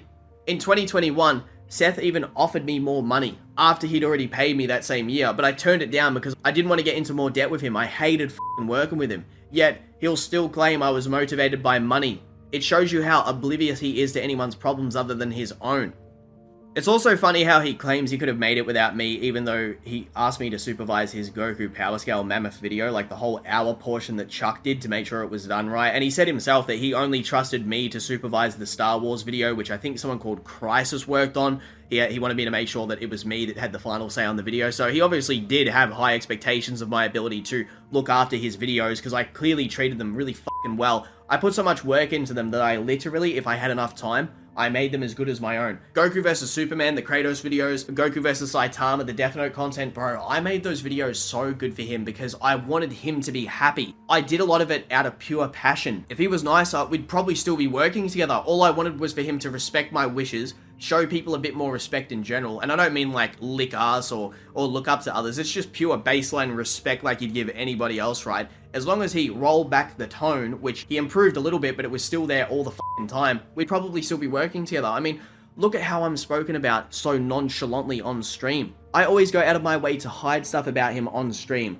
I always tell people not to speak about him badly in my server, in private. These are people who have their own opinions about him, but I do it because I'm like, yo, don't even do that by extension. I don't want any association with shit talk about him, James, or anyone.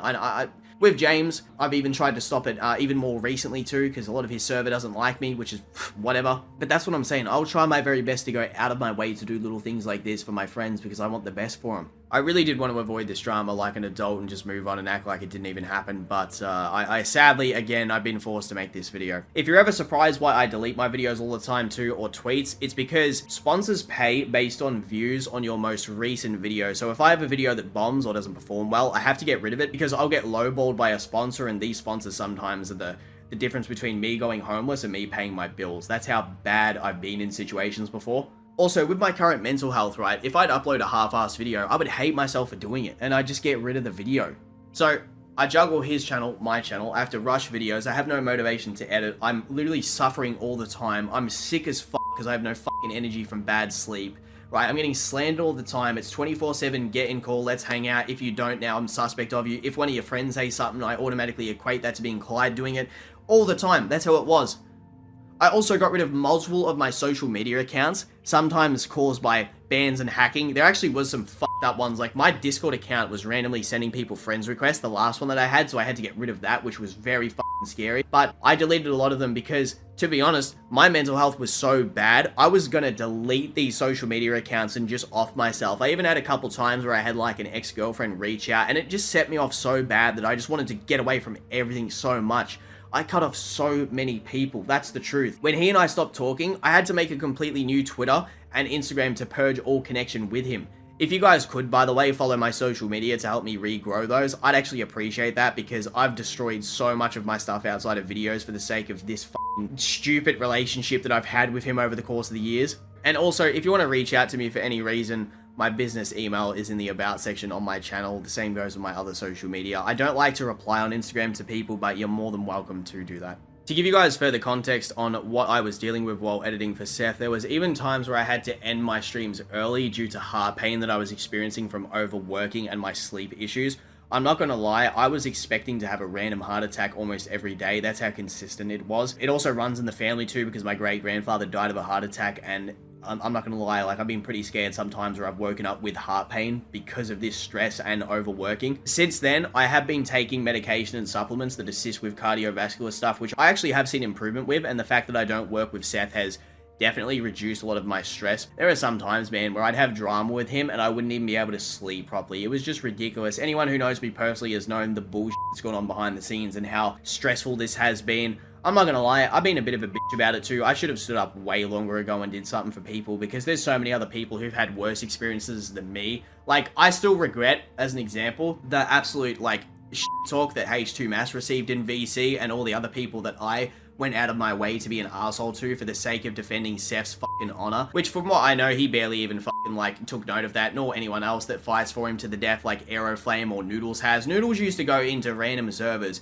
and debate like 50 people just to get payback for Seth. That's the kind of guy he was. And Seth had been making him do that since he was like 16 years old. I wanted to leave this YouTube stuff, move on, and avoid drama, but that's the weak way out. And I know a lot of people are counting on someone helping them get their voices heard. And you guys deserve the truth, because one thing I didn't get into YouTube for was to lie to you guys and have this fake career. I can't make the videos I want to do. I can't stream when I want to. I have to be careful all the time with starting drama with him. This shit I have slaved away at since I was 12 years old, when I had nothing and I was getting abused almost every day by my stepfather and my schizophrenic mother, right? All this shit that I've been through. All the problems with girls when I was younger, when it comes to relationship stuff, all the fucking family-related bullshit, all the violence, all the degeneracy I was around when I was younger, and I've still worked my fucking ass off and been a loyal motherfucker to this guy, and still nobody knows the situation whatsoever. They don't know anything. They just know me as, oh, he edited for Seth and he begged him for rent money. That's what I've come down to as a human being, instead of someone that was selfless and gave their all to Seth even while he was fucking shitting on my livelihood and my credibility all the fucking time on a moment's notice, just to get a laugh out of the comments on his fucking Twitch streams. No wonder I'm so damn fucking angry with this bullshit with how long I put up with it for. He won't feel bad about this. He'll just think of ways of like, how can I avoid this drama and twist it to make Clyde look bad? He won't look at this and think, wow, what if I apologize and try to remedy things? What if I try to be a normal human being? There is a bigger picture here than just a couple shoutouts and $35,000. I would have never done this in retrospect for $100,000, dude. Like, I wanted out so much, and the ways I was trying to get out of it by getting money from people to pay him back was ridiculous. I was so desperate to get out of this, and no one had my back whatsoever, except people that I knew on Discord and in person that didn't have platforms to be able to back me up. Like I said, there's definitely worse stuff out there than what I know. I even have major regrets for not being more attentive during the satire ordeal because she got buried by his lies. Now, I know Bucky probably doesn't like me, but I also don't really care to associate with him. However, his sister, you know, she definitely got thrown under the bus big time. And there's also someone called Fervin, who also had some bad experiences with Seth, and I'm sure that they're not the last ones too. And yeah, I know for a fact if I go digging into some old hard drives, I'll find a lot of bad stuff, but I honestly, again, I didn't want to make this video, but I have to because my life's work and all the bullshit I've been through is on the line here. Many of you might say that I could take care of this in private, but the last time I did, he deleted me, and anytime I have done it in the past, he doesn't listen. He literally won't take accountability for anything that he does, and it's exhausting to deal with. My biggest regret is how much work I put into his channel when I should have just focused on my own, because hypothetical different reality Seth is probably at like 300,000 subscribers right now. He might get lucky with a couple bangers and maybe he got to like 400k, but let's be real, I carried that channel. Looking back, I essentially built my own biggest enemy out of blindness and loyalty to someone that, because they gave me some pocket change, I thought they were treating me better than anyone else had in the past. I've been recording so long on this video that I've even lost my voice so far, which is really annoying, but I never got into this to be an editor. I did a lot of this because I liked the guy, and I was way too appreciative of his financial help, which most think I was underpaid for because of how much it went just beyond editing. Recording debates, editing Twitch streams, being available 24/7, being his assistant with emails, deals, IRL stuff, thumbnails, titles, mental health stuff, ignoring my own channel, literally neglecting my life's work. If I could go back in time, I would definitely get younger me to delete him off Discord, and I would have tried to find a different way to succeed, even if it was the fucking hard road. It would have been better than this bullshit. This way, I would have never needed to worry about being paid by him. My work would have never given him a false ego. I would have taught myself how to edit these big Bleach videos like I did. That's funny too. A lot of people don't know that. I'm self-taught in everything that I've done, from titles, thumbnails, YouTube sort of marketing stuff. I taught myself all this shit. And Swag Kage did help me out a lot. So I do want to emphasize the part of my YouTube success to him too, which he, you know, a lot of people don't know, but yeah, he did help me out a lot, and he was really cool to work with. I actually got my first sponsorship deal while working with Swag, which is something that I'll always remember. Was a really fun time when we had the fidget spinners. So it was a good time, and it's just a shame that during a time period where I should have been enjoying YouTube more than anything, and growing with these guys and having a good time, it was the worst time of my f***ing life. I did all of this while extremely depressed with this constant antagonization, and the most commonly asked question I always get is, why do you upload so rarely? And now you guys know. I don't even have the energy to stream because I had to keep all this stuff to myself, and I have to be fake on stream. I have to literally hide the truth from you guys all the time and pretend that I'm like okay, when in truth I'm sitting here stressed as f*** all the damn time. I'm not the first, I won't be the last. I dealt with this and tried my very best to ignore the drama in a very mature way, while realizing that being his best friend was very toxic, and I thought that, hey, if there's one person that might get, you know, that might get a bit of leeway here and he might treat differently, it would be me, of all people. Relatable childhood, countless fucking endless calls which we had super deep conversations. All the time I put my blood, sweat and tears into his work, thinking that he would appreciate it beyond just a bit of payment, which it was never for that. I just needed the assistance financially, and it's like pretty clear, like, yo dude, I got a smaller channel than yours, you're aware of how my life is, yo, sling me some fucking dough every now and then, right? Which, yeah, he did, but he always made it a much bigger deal than it fucking was. I even bought this man a fucking Fate Stay Night figure that was like $1,000, give or take, in Australian dollars, because I wanted him to have a nice gift that I thought, like, he'd appreciate, you know? And, like, at the time he did, and he like, you know, bragged about it and stuff, but, like, he probably, like, looks at that and he's like, oh, that fucking rat Clyde that bought me that, you know, fuck him. That's probably his mindset about it now, when in reality, like, I did it because I fucking cared about the dude. Like, even doing small shit, like occasionally trying to gift him a game, like Elden Ring, when I had spare money because I knew it would mean a lot to him. I did that shit to show him I was trying to be someone that was not like all the other people who'd apparently f***ed him over in his life. I have every reason to be just as paranoid as he is about everybody else out there in the world that's f***ed me over. I've still been able to avoid that delusion and know that, like, there is a little bit of good in the world, regardless of how shit my life was. Like, when I was 11 years old, as an example, man, and this is depressing to admit, I tried to fucking kill myself with a PlayStation controller because my fucking stepfather would abuse me so much that I'd be trapped in my room and I couldn't do anything about it. That's how badly I wanted out, and no one helped me as a kid. All I wanted to do was enjoy the Bleach return. I waited 10 years for it. I wanted to make videos, pursue my manga story, and live a normal life. That's all I wanted, was to just live a normal life and do YouTube. But to anyone I was an arsehole to in the past, especially during my worst of times, I'm very sorry. I apologize, whether it was a debate, YouTube comment, stream, or cut anyone off for any reason. I do apologize. Thanks to those of you who listened to what I had to say in this video. I'm risking a lot here, but I'm at least not going to die one day until people hear my side. I know that a lot of you have a brain and can read between the lines. Like I said, I've fucked up a lot of YouTube opportunities. I can't collab with my old friends. I lost a lot of love for this stuff, and I've been a cunt towards many people, which was genuinely a byproduct of my surroundings and community. But I am sorry to those of you out there who I may have hurt in the past, and I'm sorry I didn't speak up sooner. I should have done this for others, but I honestly thought I was going in alone.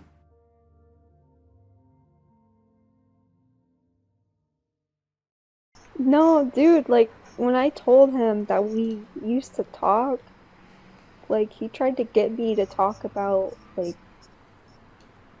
sexual shit that me and you would talk about. Oh, yeah?